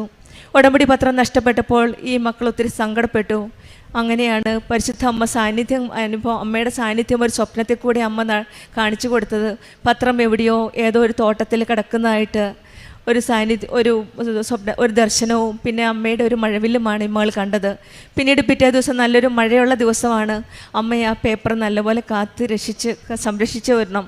ഇത് കണ്ടപ്പോൾ തന്നെ ആ മകൻ ഒത്തിരി വിശ്വാസമായി. അമ്മ കൂടെയുണ്ട്. അമ്മ നമ്മുടെ ഓരോ കാര്യത്തിലും അമ്മ ശ്രദ്ധാലുവാണ്. നമ്മളെ കൈവിടാത്ത ഒരു അമ്മയാണ് നമ്മുടെ കൂടെയുള്ളത്. പ്രത്യക്ഷീകരണത്തിൻ്റെ സാക്ഷിയാക്കി നിർത്തണമേ എന്നായിരുന്നു ഇവരുടെ പ്രാർത്ഥന. അതുപോലെ തന്നെ ഇന്നിവിടെ അമ്മ പ്രത്യക്ഷപ്പെട്ട ഈ സന്നിധിയിൽ വന്ന് അമ്മയുടെ പ്രത്യക്ഷീകരണത്തിൻ്റെ സാക്ഷിയായിട്ട് തന്നെയാണ് ഈ അമ്മയും മകനും കൂടെ ഈ ചേച്ചിയുടെ സഹോദരനുമായിട്ട് ഇവിടെ അമ്മയുടെ സന്നിധിയിൽ വന്നിരിക്കുന്നത്. ഏത് പ്രതിസന്ധികളായാലും നമ്മൾ ഈശോയിലും അമ്മയിലും നമ്മൾ വിശ്വാസം സമർപ്പിച്ച് നമ്മുടെ ഉടമ്പടി ജീവിതം ആത്മാർത്ഥമായിട്ട് നയിക്കുവാൻ നമുക്ക് ശ്രമിക്കാം. നമ്മുടെ ജീവിതത്തിലും പുത്തൻ വഴികൾ ഈശോയും അമ്മയും ചേർന്ന് ഒരുക്കി തരട്ടെ എന്ന് നമുക്ക് പ്രാർത്ഥിക്കാം. കൂടുതൽ തീഷ്ണതയോടെ നമുക്കും നമ്മുടെ വിശ്വാസ ജീവിതം മുന്നോട്ട് നയിക്കാം. ഈ കുടുംബത്തിന് ലഭിച്ച എല്ലാ അനുഗ്രഹങ്ങൾക്കും നമുക്ക് കരങ്ങളടിച്ച് ദൈവത്തെ മഹത്വപ്പെടുത്താം. യേശുവേ നന്ദി. യേശുവേ. എൻ്റെ പേര് സനിത. എൻ്റെ വീട് മൂവാറ്റുപുഴയാണ്. ഞാൻ 2024 ജനുവരി 18 ആദ്യമായിട്ട് ഇവിടെ വരുന്നത്. ഇവിടെ വരുമ്പോൾ എനിക്ക് ഇങ്ങോട്ട് വരുന്നതെന്നൊന്നും എനിക്ക് അറിയത്തില്ല. എനിക്ക് വർഷങ്ങളായിട്ട് ശ്വാസം മുട്ടിൻ്റെ ബുദ്ധിമുട്ടുണ്ടായിരുന്നു. അപ്പം എൻ്റെ അമ്മയും എൻ്റെ അച്ഛൻ്റെ പെങ്ങളും പറഞ്ഞു, ഒരു പള്ളിയുണ്ട്, അവിടെ ഞാൻ നിന്നെ കൊണ്ടുപോകാം. ആലപ്പുഴയാണ് സ്ഥലം, നിനക്ക് അവിടെ ചെന്നാൽ മാറിക്കോളൂ എന്ന് പറഞ്ഞു. പക്ഷെ എവിടെ എന്താണെന്നൊന്നും എനിക്കറിയത്തില്ല. അവരുടെ കൂടെ ഞാൻ വന്നു. ബസ് സ്റ്റോപ്പിലൂടെ വന്നിറങ്ങിയപ്പോൾ നോക്കിയപ്പോൾ കാണുന്നത് കൃപാസനം. അപ്പോൾ ഞാനോർത്തു ഇവിടെയാണോ വന്നത്. കാരണം ഞാൻ ഇതിനു മുമ്പ് പല സ്ഥലത്തും വെച്ച് എനിക്ക് പത്രം തന്നിട്ടുണ്ട്, ഞാൻ വാങ്ങിയിട്ടില്ല. അപ്പോൾ ഞാനോർത്ത് ഇങ്ങോട്ടാണ് ഞാൻ വന്നത്, ഇവിടെ എല്ലാം ശരിയാവോ എന്നൊക്കെ ഓർത്ത് ഞാൻ പയ്യെ പതുങ്ങി കയറിപ്പോന്നു. പക്ഷെ എനിക്ക് ഭയങ്കര ശ്വാസം മുട്ട് ഫീൽ ചെയ്യും ഇവിടെ കയറി വന്നപ്പം. തല കറങ്ങുന്ന പോലെയും വിറയ്ക്കുന്ന പോലെയൊക്കെ തോന്നി. അപ്പോൾ എനിക്ക് ഇറങ്ങി പോയാൽ മതി എന്നൊക്കെ തോന്നുക. അപ്പോൾ ഞാൻ ഓർത്തു എനിക്കെന്തോ ഇവിടെ നിൽക്കാൻ പറ്റുന്ന പോലെ തോന്നുന്നില്ല എന്ന് പറഞ്ഞു. അപ്പോൾ എൻ്റെ അച്ഛൻ്റെ പെങ്ങൾ പറഞ്ഞു, ഇവിടെ നിന്ന് പ്രാർത്ഥിക്കുക, ഒക്കെ ശരിയാവുമെന്ന് പറഞ്ഞു. ഞാനിവിടെ നിന്ന് പ്രാർത്ഥിച്ചു. എന്തെന്നറിയില്ല, എനിക്ക് ഒത്തിരി കരച്ചിൽ വന്നു. ഞാൻ കുറേ കരഞ്ഞു. എന്താണെന്ന് എനിക്ക് മനസ്സിലാവുന്നില്ല, എന്തൊക്കെയോ ഒരു വിഷമം കരഞ്ഞ് പോകുന്ന പോലെ എനിക്ക് തോന്നി. അത് കഴിഞ്ഞിട്ട് ഞാനിവിടെ വന്ന് പ്രാർത്ഥിച്ചു. അത് കഴിഞ്ഞിട്ട് എന്നോട് പറഞ്ഞു, അച്ഛൻ്റെ പെങ്ങൾ പറഞ്ഞു ഉടമ്പടി എടുക്കാൻ പറഞ്ഞു. എന്താ ഉടമ്പടി എന്നൊന്നും എനിക്കറിയത്തില്ല. ഞാൻ പള്ളിയിൽ പോകും പ്രാർത്ഥിക്കുകയൊക്കെ ചെയ്യുന്ന ആളാണ്, പക്ഷേ എന്താ ഉടമ്പടി എങ്ങനെയാണെന്നൊന്നും എനിക്കറിയത്തില്ല. അപ്പോൾ ഇവർ പറഞ്ഞതുകൊണ്ട് മാത്രം ഞാൻ ഉടമ്പടി എടുക്കാൻ പോയി. ഉടമ്പടി എടുത്തു. അപ്പോൾ എനിക്ക് കുറച്ച് പേപ്പറിൽ കുറേ എഴുതാൻ പറഞ്ഞു. പക്ഷേ എൻ്റെ ഈ അസുഖത്തിൻ്റെ കാര്യം മാത്രം ഞാൻ എഴുതിയില്ല, ഞാൻ മറന്നുപോയി. ശ്വാസമുട്ടിൻ്റെ കാര്യം ഞാൻ എഴുതിയില്ല. ബാക്കി എൻ്റെ കുറേ ആവശ്യങ്ങൾ, എനിക്ക് വീട് അത് ഇതെന്നൊക്കെ പറഞ്ഞ് ഞാൻ കുറേ എഴുതി വെച്ചു. ഞാനിവിടെ വന്ന് ഇവിടെ ഇതിലിട്ടു. ഞാൻ എൻ്റെ അസുഖത്തിൻ്റെ കാര്യം ഞാൻ ഇവിടുന്ന് പോകുമ്പോഴും പറയാൻ മറന്നുപോയി. പോണ വഴിക്ക് എന്നോട് അച്ഛൻ്റെ പെങ്ങൾ ചോദിച്ചു, നീ അസുഖത്തിൻ്റെ കാര്യം പറഞ്ഞു. ഞാൻ പറയാൻ മറന്നുപോയി എന്ന് പറഞ്ഞു. പക്ഷേ അത് ഇപ്പോൾ ഈ 2026 ജനുവരി ആയിട്ടും പിന്നെ എനിക്ക് അസുഖം വന്നില്ല. എനിക്ക് അങ്ങനെ ഒരു അസുഖം ഇല്ല. ഞാനിവിടെ മാതാവിൻ്റെ അടുത്ത് അസുഖത്തിൻ്റെ കാര്യം പറഞ്ഞിട്ടുമില്ല. പക്ഷേ എനിക്ക് പിന്നെ വന്നിട്ടില്ല. ഞാൻ ഇൻഹേലർ ഉപയോഗിച്ചുകൊണ്ടിരുന്ന ആളാണ്. ആയുർവേദം ഞാൻ കഴിച്ചു, മാറിയില്ല. പക്ഷേ ഈ അമ്മയുടെ മുമ്പിൽ ഞാനൊരു അസുഖം, ഇങ്ങനൊരു അസുഖം മാറാനാണ് ഞാൻ വന്നതെന്ന് പോലും ഞാൻ ഓർത്തിട്ടില്ല. പക്ഷേ ഇത്രയും ഈ 26 ജനുവരി ഇന്ന് 24-ാം തീയതിയായി, ഇതുവരെ എനിക്ക് അസുഖം പിന്നെ വന്നിട്ടില്ല. അതാണ് എൻ്റെ ഏറ്റവും വലിയ സാക്ഷ്യം. പിന്നെ മെയിനായിട്ട് ഞാൻ ഉടമ്പടിയിൽ എഴുതിയത് എനിക്കൊരു വീട് വേണമെന്നായിരുന്നു. ഒരു 8-10 കൊല്ലം മുമ്പ് ഞാനൊരു സ്ഥലം മേടിച്ചിട്ടുണ്ടായിരുന്നു. അവിടെ വഴിക്ക് ചെറിയ പ്രശ്നമുള്ളത് കൊണ്ട് വീട് പണിയാൻ ബുദ്ധിമുട്ടായിരുന്നു. അതുകൊണ്ട് ഞാനത് വിൽക്കണം എന്നാണ് ഓർത്തുകൊണ്ടിരുന്നത്. ഞങ്ങൾ കുറേ നടന്നു വിൽക്കാനായിട്ട്, ഒരുപാട് വർഷങ്ങളോളം ഞങ്ങൾ നടന്നു. അത് വിൽക്കാൻ പറ്റുന്നില്ല. പിന്നെ ഞാനിവിടെ ഒന്ന് പ്രാർത്ഥിച്ചു, അമ്മേ ഒരു 2ാമത്തെ ഉടമ്പടി പുതുക്കേണ്ട സമയമായി. പ്രാർത്ഥിച്ചു, നടക്കുന്നില്ല, വിൽപ്പന നടക്കുന്നില്ല. 3ാമത്തെ ഉടമ്പടി പുതുക്കേണ്ട സമയമായപ്പോൾ ഞാനിവിടെ ഒരു എഴുതുന്നിടത്ത് നമ്മൾ പറഞ്ഞു, ഒരു കന്യാസ്ത്രീ ഉണ്ടായിരുന്നു, ഈ അമ്മയാണെന്ന് എനിക്ക് തോന്നുന്നത്. അമ്മയോട് ഞാൻ പറഞ്ഞു, എനിക്കെൻ്റെ സ്ഥലം വിൽക്കണം, എന്നിട്ട് എനിക്കൊരു വീടോടുകൂടി മേടിക്കണം. കാരണം എനിക്കൊരു വീട് പണിയലെന്ന് പറയുന്നത് ഇനിയത്തെ കാര്യം ഞങ്ങൾക്ക് ബുദ്ധിമുട്ടാണ്, ഞങ്ങൾക്ക് അതിനുള്ള ഫണ്ടില്ല. അപ്പോൾ അതുകൊണ്ട് ഞങ്ങൾക്കത് വിറ്റിട്ട് എവിടെയെങ്കിലും വീടും സ്ഥലം കൂടെ മേടിക്കണം എന്നാണ് എൻ്റെ ആഗ്രഹം. അങ്ങനെ ചെയ്യാമെന്ന് പറഞ്ഞു. അപ്പോൾ ഈ അമ്മ എന്നോട് പറഞ്ഞു, നീ അങ്ങനെ പ്രാർത്ഥിക്കരുത്, നിനക്ക് നല്ലൊരു ഭവനം വേണമെന്ന് നീ പ്രാർത്ഥിച്ചോ. എൻ്റെ മനസ്സിൽ തോന്നുന്ന നീ ഇവിടെ ഒരു നല്ലൊരു ഭവനം കിട്ടിയതിന് അമ്മയോട് നന്ദി പറയുന്നതായിട്ട് എനിക്ക് തോന്നുന്നുണ്ടെന്ന് അമ്മ പറഞ്ഞു. അപ്പോൾ എനിക്ക് ഏത് വചനമാണ് വായിക്കേണ്ടതെന്നൊന്നും എനിക്കറിയത്തില്ല. അപ്പോൾ ഞാൻ ആ അമ്മയോട് പറഞ്ഞപ്പോൾ എനിക്കൊരു വചനവും പറഞ്ഞു തന്നു, എനിക്കൊരു ബൈബിളും തന്നു. ഇവിടെ നിന്ന് എൻ്റെ കയ്യിൽ ഫുൾ പൈസ അന്നേരം ഉണ്ടായില്ല ബൈബിൾ മേടിക്കാൻ. അപ്പോൾ എൻ്റെ ക്യൂവിൽ പുറകിൽ നിന്നൊരു ചേച്ചി, എനിക്ക് അറിയത്ത് പോലുമില്ല, ആ ചേച്ചി പെട്ടെന്ന് ഞാൻ പൈസ കൊടുക്കാമെന്നും പറഞ്ഞ് ആ കന്യാസ്ത്രീ അമ്മയോട് പറഞ്ഞ് വേറെ 2 പേരും കൂടെ വന്ന് എനിക്ക് ഇവർ ഇവിടെ നിന്ന് ബൈബിൾ തന്നു. എന്നിട്ട് എനിക്ക് അതിൻ്റെ അകത്തൊരു മാർക്ക് ചെയ്യാൻ പറ്റത്തില്ല, പറഞ്ഞു തന്നു ഇന്ന വചനം വായിച്ചാൽ മതിയെന്ന്. ഞാൻ ഊണിനും ഉറക്കത്തിലും ഒക്കെ ഞാൻ ഈ വചനം പറഞ്ഞുകൊണ്ടിരുന്നു. അത്ഭുതം എന്ന് പറയാം, എനിക്ക് എങ്ങനെ സംഭവിച്ചു എന്ന് എനിക്കറിയത്തില്ല. എനിക്ക് ഫണ്ടില്ലായിരുന്നു. പക്ഷേ ജനുവരി 2025 ജനുവരിയിൽ ഡേറ്റ് ഞാൻ മറന്നുപോയി. എൻ്റെ പെരയ്ക്ക് ഞങ്ങൾ കുറ്റിയടിച്ചു. കാരണം സ്ഥലം വിൽപ്പനയായില്ല, അവിടെ വീട് വെക്കാനാണ് അമ്മയ്ക്ക് ആഗ്രഹം എന്ന് എനിക്ക് തോന്നി. അതിനുള്ളിൽ തന്നെ ഞങ്ങൾക്ക് വഴി മേടിക്കാനായിട്ടും ഒരു സാഹചര്യം ഉണ്ടാവുകയും ആ വഴി ഞങ്ങൾക്ക് വാങ്ങാനും പറ്റി. അത് കുറ്റിയടിച്ചപ്പോൾ ആ കുറ്റിയടിച്ച ആൾ ഞങ്ങളോട് പറഞ്ഞു, ഞാനൊരു ഹിന്ദുവിൽ വിശ്വസിക്കുന്ന ആളാണ്, അപ്പം വീട് പണി പൂർത്തീകരിക്കാൻ പറ്റത്തില്ല, പകുതി പണി വെച്ച് നിൽക്കും, സ്റ്റക്കാവും എന്ന് പറഞ്ഞു. അപ്പോൾ ഞാൻ മനസ്സിലോർത്തു, എന്നോട് ആ കന്യാസ്ത്രീയമ്മ പറഞ്ഞത് ഫുൾ വീട് പണി പൂർത്തീകരിച്ച് നല്ലൊരു ഭവനം തന്നു എന്നും പറഞ്ഞ് നീ ഇവിടെ നിന്ന് സാക്ഷ്യം പറയുമെന്ന് അമ്മ എന്നോട് പറഞ്ഞതല്ലേ. അപ്പോൾ എനിക്ക് മാതാവിൽ വിശ്വാസമായി. ഞാൻ പറഞ്ഞു പൈസ ഇല്ലെങ്കിലും വീട് പണി പൂർത്തീകരിക്കാൻ പറ്റും, എനിക്ക് നടക്കും എന്നൊരു വിശ്വാസം ഉണ്ടായി. ജനുവരി പെരമണി തുടങ്ങി. കഴിഞ്ഞ സെപ്റ്റംബറിൽ ഞങ്ങൾ പാല് കാച്ചി. ഞാനൊരു 800 സ്ക്വയർ ഫീറ്റ് വീട് പകുതി പണിക്ക് നിൽക്കുമെന്ന് പറഞ്ഞ വീട് ഒരു 1200 സ്ക്വയർ ഫീറ്റിൽ ഒരു 2 നില വീടായിട്ട് ഫുൾ പണി തീർത്ത് എനിക്ക് പാല് കാച്ചി താമസിക്കാൻ പറ്റി. അപ്പോൾ എൻ്റെ വീടിൻ്റെ ഫ്രണ്ടിലേക്ക് നോക്കുമ്പോൾ എനിക്ക് മാതാവ് നിൽക്കുന്ന പോലെയാണ് തോന്നുന്നത്. എപ്പോഴും ഞാനിങ്ങനെ ഫ്രണ്ടിലേക്ക് നോക്കും, കാരണം അമ്മ വന്ന് നിൽക്കുന്ന പോലെ എനിക്ക് ഫീൽ ചെയ്യുന്നുണ്ട്. കാരണം ആ വീട് എനിക്ക് എൻ്റെ അമ്മ തന്നതാണ്, അമ്മ ഇല്ലെങ്കിൽ എനിക്ക് വീടില്ല. അങ്ങനെ അതാണ് എൻ്റെ 2ാമത്തെ സാക്ഷ്യം. പിന്നെ എൻ്റെ കുഞ്ഞ് SLC പഠിക്കുമായിരുന്നു, പഠിക്കാൻ കുഴപ്പമൊന്നുമില്ലായിരുന്ന ആൾ. പക്ഷെ എന്നാലും ഞാൻ അമ്മയോട് പറഞ്ഞു നല്ല മാർക്ക്, എല്ലാ മക്കളും നന്നായിട്ട് പഠിക്കുന്നു, എൻ്റെ കുഞ്ഞിനും നന്നായിട്ട് പഠിക്കാൻ പറ്റണമെന്ന് പറഞ്ഞു. അവൾക്ക് നല്ല മാർക്കോടുകൂടി അവൾക്ക് പാസ്സാവാൻ പറ്റി, നല്ല സ്കൂളിൽ തന്നെ അഡ്മിഷനും കിട്ടി. ഞാൻ മാധവനോട് എപ്പോഴും കടപ്പെട്ടിരിക്കുന്നു. കാരണം ഞാനിവിടെ വന്നില്ലായിരുന്നെങ്കിൽ എനിക്കൊരു പക്ഷേ ആ വീട് എനിക്ക് കിട്ടുമെന്ന് എനിക്ക് ഒരു ഉറപ്പുമില്ല. അമ്മ ഇല്ലെങ്കിൽ എനിക്ക് ആ വീടില്ല. ആ വീട് ഇപ്പം എന്താ പറയുന്നത്, വന്ന് കണ്ടവരെല്ലാവരും പറഞ്ഞു ഒരു സ്വപ്നം പോലത്തെ ഒരു വീട്. കാരണം ശരിക്കും ആ ഇതിലേക്ക് നോക്കുമ്പോൾ അറിയാൻ പറ്റും മാതാവ് അവിടെ ഇരിക്കുന്ന പോലെ. എനിക്കതാണ് ഇപ്പോൾ ഫീൽ ചെയ്യുന്നത്. പിന്നെ ഞാൻ പ്രേക്ഷിത പ്രവർത്തനം എന്ന് പറയാനായിട്ട് ഞാൻ വീടുകൾ തോറുമാണ് ഞാൻ പത്രം കൊടുക്കാൻ പോകുന്നത്. ഓരോ വീട്ടിലും ചെന്ന് അവരെ കണ്ട് വീട്ടിലുള്ള ആൾക്കാരോട് വിശേഷമൊക്കെ പറഞ്ഞ്, അവരെ ബുദ്ധിമുട്ടുള്ളവരോട് ഈ മാതാവിൻ്റെ കഥകളെല്ലാം പറഞ്ഞ് എൻ്റെ അനുഭവങ്ങൾ പറഞ്ഞ് എല്ലാം പറഞ്ഞ് അവർക്കും ഭയങ്കര ആകാംക്ഷയായി. ഒരുപാട് പേര് വരുന്നുണ്ട്, അവരെ സ്ഥലം അറിയാത്തവരുണ്ട്, ദൂരെ കൊണ്ടുപോകാൻ ആളില്ലാത്തവരുണ്ട്.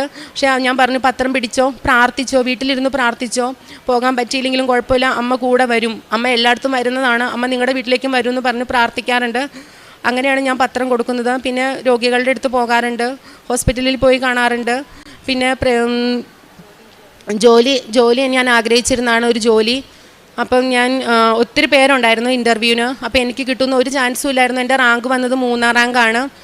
പക്ഷേ എന്തോ അത്ഭുതം എന്ന് പറയുക, 2ാമത്തെ ആളാണ് കയറേണ്ടത്. പക്ഷേ 2ാമത്തെ ആളെ വിളിക്കാണ്ട് 3ാമത്തെ റാങ്കുകാരിയായി എന്നെയാണ് ജോലിക്ക് സെലക്ട് ചെയ്തത്. അതെനിക്ക് ഭയങ്കര അത്ഭുതമായിപ്പോയി. കാരണം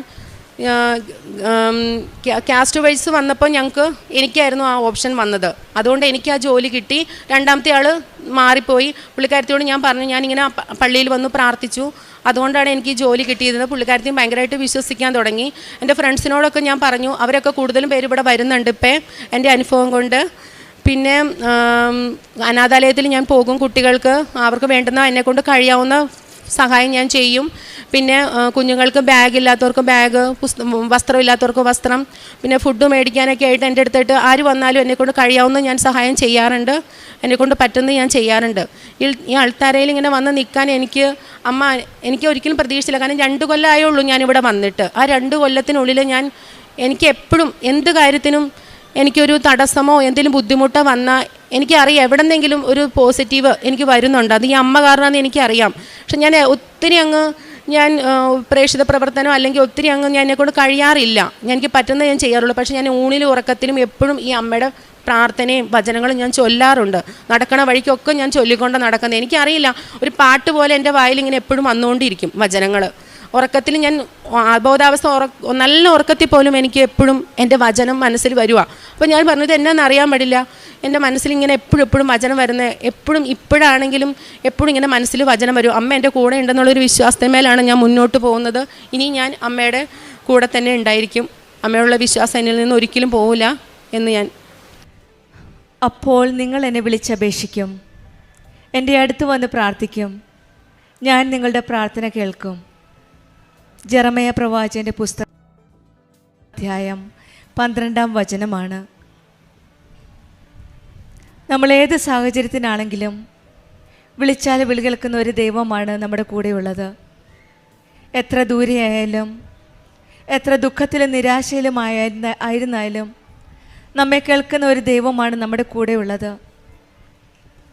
പരിശുദ്ധ അമ്മ പ്രത്യക്ഷപ്പെട്ട ഈ ആലയത്തിൽ വന്ന് നമ്മൾ വേദനകളോടെ ദൈവത്തെ വിളിക്കുമ്പോഴാണ്, കണ്ണീരോടെ പ്രാർത്ഥിക്കുമ്പോഴാണ് നിശബ്ദതയിൽ ദൈവം നമ്മളെ കേൾക്കുന്നത്. പരിശുദ്ധ അമ്മ നമ്മെ ദൈവത്തിലേക്ക് നയിക്കുന്നു. നമ്മുടെ പ്രാർത്ഥന ദൈവത്തിലേക്ക് എടുക്കുന്നത്, കൊണ്ടുപോകുന്നത് പരിശുദ്ധ അമ്മയാണ്. അമ്മയാണ് നമ്മളോട് പറഞ്ഞത്, എന്നെ അല്ല എൻ്റെ മകനെ വിളിക്കൂ എന്നാണ്. ഞാനും നിങ്ങളോടൊപ്പം ഉണ്ട്, നിങ്ങളോടൊപ്പം പ്രാർത്ഥിക്കുന്നുണ്ട്. നിങ്ങളുടെ പ്രാർത്ഥനയെല്ലാം എൻ്റെ മകനോട് പറയാം, ഞാൻ നിങ്ങളുടെ കൂടെ ഉണ്ടെന്ന് പറയുന്ന ഒരു അമ്മയാണ് നമ്മുടെ കൂടെയുള്ളത്. എപ്പോൾ നമ്മൾ വിളിച്ചപേക്ഷിച്ചാലും നമ്മുടെ പ്രാർത്ഥന കേൾക്കുന്ന നമ്മുടെ ദൈവത്തോട് നമുക്കും പ്രാർത്ഥിക്കാം. അങ്ങനെ ഒരു പ്രാർത്ഥനയാണ് സനിത എന്ന സഹോദരി നമ്മളോട് ഷെയർ ചെയ്തത്. ഇവിടെ വന്ന് ആദ്യമായി ഉടമ്പടി എടുത്തിട്ട് ഈ മകൾ പ്രാർത്ഥിച്ചിരുന്നത് 4 വർഷം നീണ്ടു നിന്ന ശ്വാസം മുട്ടിൽ നിന്നുള്ള ഒരു വിടുതലും പിന്നെ ഒരു ഭവനത്തിന് വേണ്ടി, ഒരു ജോലിക്ക് വേണ്ടിയിട്ടുമൊക്കെ ആയിരുന്നു. ഇവിടെ വന്ന് ഉടമ്പടി എടുത്ത ഉടനെ പരിശുദ്ധ അമ്മ ഇവരുടെ ജീവിതത്തിലേക്ക് കടന്നു ചെല്ലുകയായിരുന്നു. ഒരു ഭവനം ഒരു സ്വപ്നം മാത്രമായിരുന്നു. അമ്മ തന്നതാണെന്ന് വീണ്ടും വീണ്ടും ഈ മകൾ റിപ്പീറ്റ് ചെയ്ത് പറഞ്ഞപ്പോഴും ആ മകൾക്ക് പൂർണ്ണ വിശ്വാസമുണ്ട്. 10 വർഷമായി സ്ഥലം മേടിച്ചിട്ടു. ഒരു വീട് വെക്കാനുള്ള ബുദ്ധിമുട്ടുകൾ ആ മകൾക്കറിയാം. ഇവിടെ വന്ന് കണ്ണീരോടെ അമ്മയോട് പ്രാർത്ഥിച്ചു, അമ്മ ഞങ്ങൾക്കൊരു ഭവനം വേണം. ബഹുമാനപ്പെട്ട ജോസഫ് അച്ഛൻ നമ്മളോട് എപ്പോഴും പറയും, നമുക്ക് അസാധ്യമെന്ന് തോന്നുന്ന കാര്യങ്ങളാണ് പരിശുദ്ധ അമ്മയുടെ കയ്യിലേക്ക് കൊടുക്കേണ്ടത്, അമ്മ ഈശോയിലേക്ക് എത്തിക്കുമെന്ന്. അങ്ങനെ ഒരു ഭവനം ഒരു സ്വപ്നം മാത്രമായിരുന്ന ഈ മകള് പരിശുദ്ധ അമ്മയോട് വന്ന് പറഞ്ഞു, അമ്മ എനിക്കൊരു ഭവനം വേണം. പിന്നീട് അമ്മയാണ് ഈശോയോട് പറഞ്ഞ ആ ഭവനം കൊടുത്തത്. അതുകൊണ്ടാണ് ഈ മകൾ പിന്നെയും റിപ്പീറ്റ് ചെയ്ത് പറഞ്ഞത്, അമ്മ തന്നതാണ് ഈ വീട് എന്ന്. അതുപോലെ തന്നെയാണ് ഒരു ജോലിക്ക് വേണ്ടിയിട്ട് 3ാം റാങ്കാണ്. അതിന് മുന്നും ആൾക്കാരുണ്ടായിരുന്നു, വ്യക്തികളുണ്ടായിരുന്നു. പക്ഷേ ഈ മോളെ സെലക്ട് ചെയ്തത് അത് ഉടമ്പടിയിലായതുകൊണ്ടാണ്. പിന്നീട് ഈ മകൾ തന്നെ മറ്റുള്ളവരോട് ഷെയർ ചെയ്യുന്നുണ്ട്, ഞാൻ ഉടമ്പടിയിലാണ്, പരിശുദ്ധ അമ്മ ഈശോയുമാണ് എനിക്ക് ഈ ജോലി തന്നത് എന്നാണ്. എല്ലാ കാര്യത്തിലും നമ്മുടെ കൂടെയുള്ള ദൈവത്തെ നമുക്ക് മുറുക്കെ പിടിക്കാം. നമ്മുടെ പ്രാർത്ഥന ദൈവത്തിലേക്ക് എത്തിക്കുന്ന അമ്മയാണ്. അമ്മയുടെ കരങ്ങൾ പിടിച്ച് നമുക്കും ഈശോയെ വിളിക്കാം. ദൈവം ദൂരെയല്ല, വിളിക്കുന്നവനെ അവനും കേൾക്കുന്ന ദൈവം കേൾക്കുന്നു. ദൈവത്തെ വിളിക്കാൻ ധൈര്യം നമ്മുടെ അമ്മയാണ് നമുക്ക് നൽകുന്നത്.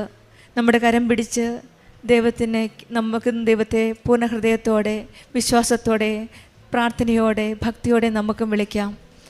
ദൈവം കനിഞ്ഞു നൽകിയ എല്ലാ അനുഗ്രഹങ്ങൾക്കും സന്നിധിക്കും കുടുംബത്തിൽ ലഭിച്ച എല്ലാ അനുഗ്രഹങ്ങൾക്കും നമുക്ക് കരങ്ങളടിച്ച് ദൈവത്തെ മഹത്വപ്പെടുത്താം. വിശുദ്ധ അമ്മയ്ക്കും തിരുക്കുമാരനും ഏറ്റവും നന്ദി പറയുന്നു. എൻ്റെ പേര് ടാനിയ, ഇത് ഹസ്ബൻഡ് സന്തോഷ്, മക്കൾ ജോനാഥൻ, ജോർദിൻ. ഞങ്ങൾ ചങ്ങനാശ്ശേരി തൃക്കുടുത്താനം ഇടവകയാണ്. ഇപ്പോൾ ഓസ്ട്രേലിയ സെറ്റിൽഡ് ആയിരിക്കുകയാണ്. അപ്പം ആദ്യമായിട്ട് സാക്ഷ്യം പറയാനുള്ള എൻ്റെ മകൻ ജോനാഥനെ കുറിച്ചാണ്. കുഞ്ഞ് ജനിച്ചിട്ട് 2.5 വയസ്സായിട്ടും സംസാരിക്കാൻ വളരെ താമസമായിരുന്നു. 2.5 വയസ്സായിട്ടും ഒരു 7-8 വാക്ക് മാത്രമേ പറയാനുള്ളായിരുന്നു. പിന്നെ കുറച്ച് ഡിലേസും ഉണ്ടായിരുന്നു.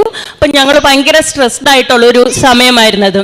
അപ്പോഴാണ് ജോസഫ് അച്ഛൻ്റെ ധ്യാനം യൂട്യൂബിലൂടെ കേൾക്കുകയും ഉടമ്പടിയെപ്പറ്റി മനസ്സിലാക്കുകയും ചെയ്ത് അങ്ങനെ light A candle prayer request ഇടുകയും ഉടമ്പടിയിലെ കാര്യങ്ങളൊക്കെ അനുവർത്തിച്ചു പോവുകയും ചെയ്തു. അത്ഭുതമെന്ന് പറയട്ടെ, ആ 1 മാസം കൊണ്ട് ഞങ്ങൾ 2 പേരും ദൃക്സാക്ഷികളാണ്. അവൻ ഒരു ഫുൾ സെൻറ്റൻസ് പറഞ്ഞു തുടങ്ങി. പിന്നെയും കുറച്ച് ഡിലേസ് ഉണ്ടായിരുന്നു. പരിശുദ്ധ അമ്മയോട് പ്രാർത്ഥിച്ചപ്പോൾ ഒരു അശരീരി പോലെ 5 വയസ്സ് വരെ കുഞ്ഞിന് ചെറിയ ചെറിയ ബുദ്ധിമുട്ടുകളുണ്ട്, അത് കഴിഞ്ഞ് എല്ലാം മാറും എന്നൊരിത് കിട്ടി. അതുപോലെ തന്നെ കുഞ്ഞിന് 5 വയസ്സായപ്പം അവൻ്റെ എല്ലാ ബുദ്ധിമുട്ടുകളും മാറി. ഇപ്പോൾ ഞങ്ങൾ ഓസ്ട്രേലിയയിലാണ് സെറ്റിലായിരിക്കുന്നത്. അപ്പോൾ അവൻ പ്രെപ്പിൽ പോവുകയും വളരെ നല്ല മാർക്കോടുകൂടി എല്ലാം പാസ്സാവുകയും ചെയ്തു. അടുത്തത് സാക്ഷ്യം പറയാനുള്ളത് എൻ്റെ 2ാമത്തെ മകൻ ജോർദിനെ കുറിച്ചാണ്.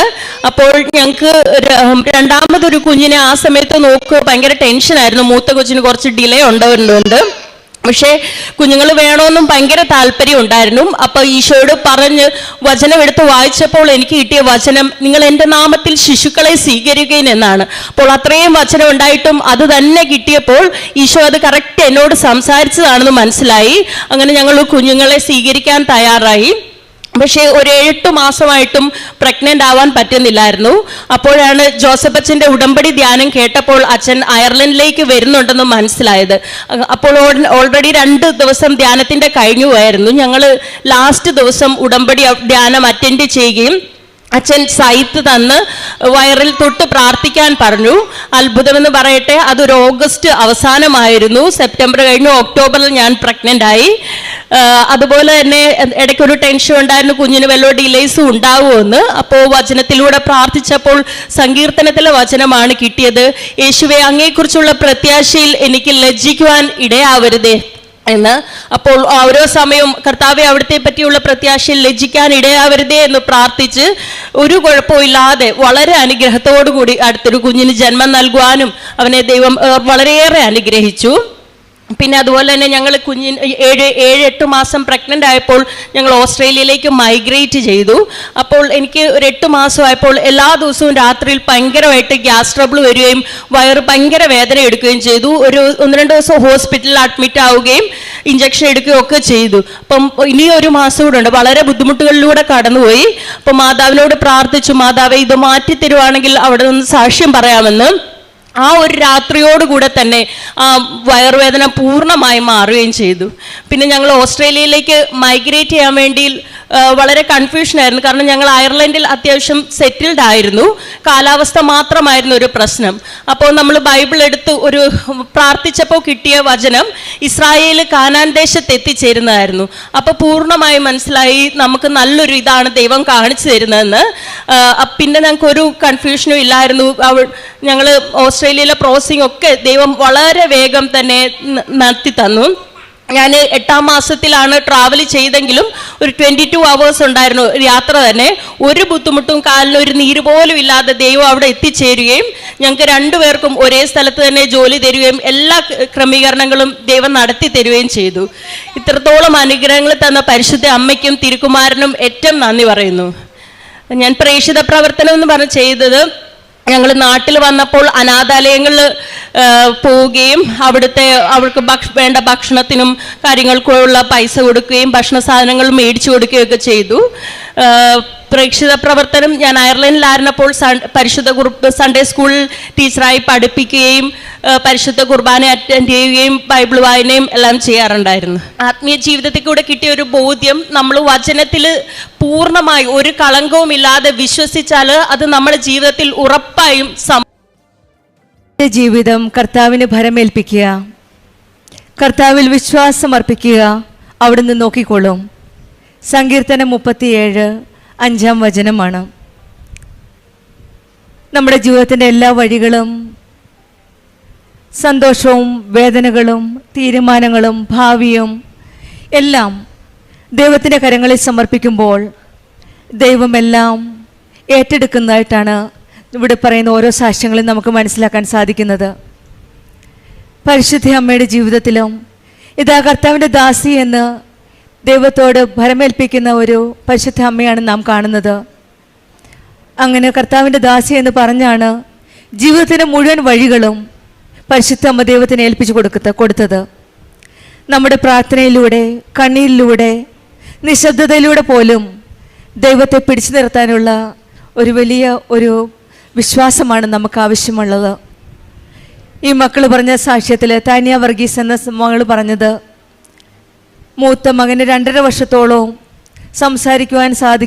നല്ലതുപോലെ സംസാരിക്കാൻ സാധിച്ചില്ല. ഡെവലപ്മെൻറ്റ് ഡിലേ ഉണ്ടായിരുന്നു. പിന്നീട് ഇവിടെ വന്ന് ലൈറ്റ് ഓഫ് ക്യാൻഡിൽ പിന്നീട് light off candle prayer request ഇട്ടു, പ്രാർത്ഥിച്ചു. 1 മാസത്തിനുള്ളിലാണ് ഈ മകന് സംസാരിക്കുവാൻ സാധിച്ചത്. പിന്നീട് ഒരു സ്വരം പോലെ അവർക്ക് മനസ്സിലായി 5 വയസ്സാകുമ്പോൾ മകൻ പൂർണ്ണമായിട്ട് നല്ലപോലെ സംസാരിക്കുമെന്ന്. ഇവർ വിശ്വാസത്തോടെ പ്രാർത്ഥിച്ചു. ലൈറ്റ് ഓഫ് ക്യാൻഡിൽ പ്രാർത്ഥന റിക്വസ്റ്റ് ഇട്ടു. ഈശോയുടെ അമ്മയോടും കണ്ണുനീരോടെ പ്രാർത്ഥിച്ചു. ഈശോയെ ഭരമേൽപ്പിച്ചു. അതിനുശേഷമാണ് ഈ മകന് വളരെ ഒരു ഡെവലപ്മെൻറ്റ്, വളരെ ഒരു ഇമ്പ്രൂവ്മെൻ്റ് ആയത്. പിന്നീട് പറഞ്ഞ രണ്ടാമത്തെ മോനായിരുന്നു. അവർ ഉടമ്പടി എടുത്ത് പ്രാർത്ഥിച്ചു. രണ്ടാമത്തെ ഒരു മോന് വേണ്ടിയിട്ട് അയർലൻഡിൽ ബഹുമാനപ്പെട്ട ജോസഫ് അച്ഛൻ ചെന്നപ്പോൾ അച്ഛൻ സൈത്ത് കൊടുത്തു. ഓഗസ്റ്റിലാണ് പ്രാർത്ഥിച്ചത്. ഒക്ടോബറിൽ തന്നെ ഈ മകൾ കൺസീവായി. അതും പരിശുദ്ധമ്മയുടെ ഒരു വലിയ കൃപയായിട്ടാണ് ഈ മക്കളെ കണക്കാക്കുന്നത്. പിന്നീടുണ്ടായിരുന്ന ഓസ്ട്രേലിയൻ മൈഗ്രേഷനായിരുന്നു. തൈലം തേച്ച് ഈ മകൾക്ക് അവിടെ ഉണ്ടായിരുന്നപ്പോൾ ഇവർക്ക് എല്ലാവർക്കും ഒന്നിച്ച് കുടുംബത്തോടെ ജീവിക്കുവാനും ഒരു നല്ല ജോലി ലഭിക്കുവാനും ഈശോ അനുഗ്രഹിച്ചു. പിന്നെ ഉണ്ടായിരുന്ന രോഗസൗഖ്യമാണ്. എല്ലാം ഉടമ്പടി വസ്തുക്കൾ മാത്രം ഉപയോഗിച്ചാണ് ഈ മകൾക്കും അന്ന് അവിടെ നിന്ന് രോഗസൗഖ്യം ലഭിച്ചത്. പ്രേക്ഷിത പ്രവർത്തനവും ആത്മീയ ജീവിതവും നല്ല രീതിയിൽ തന്നെ കഴിയുന്നതിന് പരമാവധി കുട്ടികളുമായിട്ടാണെങ്കിലും ഇവർ ചെയ്യുവാൻ മുൻപോട്ട് പോകുവാനായിട്ട് ശ്രമിച്ചു. ഈശോയുടെ അമ്മയോടും ചേർന്ന് നിൽക്കുന്ന മക്കൾ ഉടമ്പടി ജീവിതത്തിൽ പരിശുദ്ധ അമ്മയോടും എല്ലാം ഭരമേൽപ്പിക്കുമ്പോൾ, ഈശോയോടെ എല്ലാം ഭരമേൽപ്പിക്കുമ്പോൾ ഈശോയും അമ്മയും എല്ലാം ചേർന്ന് നിന്ന് ചെയ്തു കൊടുക്കുന്നതായിട്ടാണ് നമ്മൾ എല്ലാവരുടെയും ജീവിതത്തിൽ ഈ സാക്ഷ്യം പറയുമ്പോഴത്തേനും നമുക്ക് മനസ്സിലാക്കുന്നത്. എല്ലാം ദൈവം നോക്കിക്കൊള്ളും. വിശ്വാസത്തോടെ നമ്മൾക്ക് കാത്തിരുന്നാൽ മാത്രം മതി. ദൈവം തക്ക സമയത്ത് നമ്മുടെ കാര്യങ്ങളിലും ഉള്ള ഇടപാട് എല്ലാം നോക്കിക്കൊള്ളും. ഈശോയും അമ്മയും നമ്മുടെ കൂടെയുള്ളപ്പോൾ നമുക്ക് ഭയപ്പെടേണ്ട ആവശ്യമില്ല. എല്ലാം കർത്താവിനെ ഭരമേൽപ്പിച്ച് നമ്മുടെ ഉടമ്പടി ജീവിതം മുന്നോട്ട് നയിക്കാം. നമുക്ക് മനസ്സിലാക്കാത്ത പല വഴികളിലും നടക്കുമ്പോഴും ഈശോയിൽ വിശ്വസിച്ച് അവിടുത്തെ കരങ്ങൾ പിടിച്ചുകൊണ്ട് ഈശോയുടെ അമ്മയോട് ചേർന്ന് നിന്നുകൊണ്ട് നമ്മുടെ ഉടമ്പടി ജീവിതം നമുക്ക് സത്യസന്ധതയോടെ വിശ്വസ്തയോടെ മുന്നോട്ട് നയിക്കാം. താനേക്കും കുടുംബത്തിൽ ലഭിച്ച എല്ലാ അനുഗ്രഹങ്ങൾക്കും നമുക്ക് കരങ്ങളടിച്ച് ദൈവത്തെ മഹത്വപ്പെടുത്താം. യേശുവെ നന്ദി. യേശുവെ സ്തുതി. ആകാശ് അലക്സാണ്ടർ. ഇത് എൻ്റെ അമ്മ ഫിലോമിന. ഇതെൻ്റെ ഭാര്യ ഷോബിയ. ഞങ്ങൾ കോയമ്പത്തൂരിൽ നിന്നാണ് വന്നേക്കണേ. ഈ കുടുംബത്തെ സാക്ഷിയായി നിർത്തിയ ദൈവത്തിനും മാതാവിനും ആദ്യം നന്ദി പറയുകയാണ് ഞാൻ. ആദ്യമായിട്ട് ഈ കൃപാസനത്തിൽ ഉടമ്പടി എടുത്തത് എൻ്റെ അമ്മയാണ്. മക്കൾക്ക് വേണ്ടി പ്രാർത്ഥിക്കണമെന്ന് പറഞ്ഞ് അമ്മ ഉടമ്പടി എടുത്ത് പ്രാർത്ഥിക്കുകയായിരുന്നു. പക്ഷേ ഞങ്ങൾക്ക് അതിൽ ഒരു താല്പര്യം ഉണ്ടായിരുന്നില്ല, ഒരു വിശ്വാസം ഉണ്ടായിരുന്നില്ല. വെറുതെ പള്ളി പോവാ, ക്രിസ്ത്യാനി എന്ന് പറഞ്ഞിട്ട് നടക്കുക, അതുമാത്രമേ ഉണ്ടായുള്ളൂ. പക്ഷേ ദൈവത്തിന് മറന്ന് നടന്ന എപ്പോഴാണെങ്കിലും ദൈവം തിരിച്ച് ചോദിക്കുമെന്ന് ഞങ്ങൾക്ക് കാണിച്ചു തന്നു. കഴിഞ്ഞ വർഷം ഇതേ മാസം ജനുവരി മാസം അമ്മയ്ക്ക് ബ്ലീഡിങ് തുടങ്ങി. പക്ഷേ ഞങ്ങളുടെ അടുത്ത് പറഞ്ഞില്ല. ബ്ലീഡിങ് ആയിരുന്നു. ജനുവരി കഴിഞ്ഞു, ഫെബ്രുവരി കഴിഞ്ഞു, മാർച്ച് കഴിഞ്ഞു. 3 മാസം അമ്മയ്ക്ക് ബ്ലീഡിങ് ആയിരുന്നു. പക്ഷേ അമ്മ ഞങ്ങളുടെ അടുത്ത് പറഞ്ഞില്ല. ഏപ്രിൽ മാസം 1-ാം തീയതി അമ്മ കിടന്നു. അപ്പോഴാണ് ഞങ്ങളുടെ അടുത്ത് പറഞ്ഞ് ഇങ്ങനെ എനിക്ക് ഉണ്ടെന്ന്. ഞങ്ങൾക്ക് അപ്പം തന്നെ വിറയൽ തുടങ്ങി. അപ്പം തന്നെ ഞാൻ ഏപ്രിൽ 2-ാം തീയതി ഹോസ്പിറ്റലിൽ വിളിച്ചുകൊണ്ട് പോയി. ഡോക്ടറുടെ അടുത്ത് പറഞ്ഞപ്പോൾ അമ്മയ്ക്ക് 6% ബ്ലഡേ ഉള്ളൂ ശരീരത്തിൽ. ബ്ലഡ് നിൽക്കാണ്ട് പോയിട്ടിരിക്കുകയാണ്. ഇത്രയും മാസം നിങ്ങൾ എന്താ ചെയ്തുകൊണ്ടിരുന്നതെന്ന് പറഞ്ഞ് വല്ലാത്ത ചീത്ത പറഞ്ഞു. അതിൻ്റെ കൂടെ ഇനിയൊരു കാര്യം പറഞ്ഞു, അമ്മയ്ക്ക് ക്യാൻസർ ആകാൻ സാധ്യതയുണ്ട് അങ്ങനെയെന്നൊരു വാക്കും പറഞ്ഞു. 10 ദിവസം കഴിഞ്ഞ് ബയോപ്സി റിപ്പോർട്ട് വന്നതും ക്യാൻസറാണ്, 3rd സ്റ്റേജാണ് അങ്ങനെയെന്ന് പറഞ്ഞു. ഞങ്ങൾക്ക് എന്താ ചെയ്യേണ്ടതെന്ന് ഒരു പിടുത്തമില്ലാണ്ടിരുന്നു. അപ്പോഴും ഞാൻ കർത്താവിനെ വിളിച്ചില്ല. ഇങ്ങനെ നടന്നു, എന്താ ചെയ്യേണ്ടതെന്ന് ഒരു കർത്താവിനെ ഞാൻ വിളിച്ചില്ല.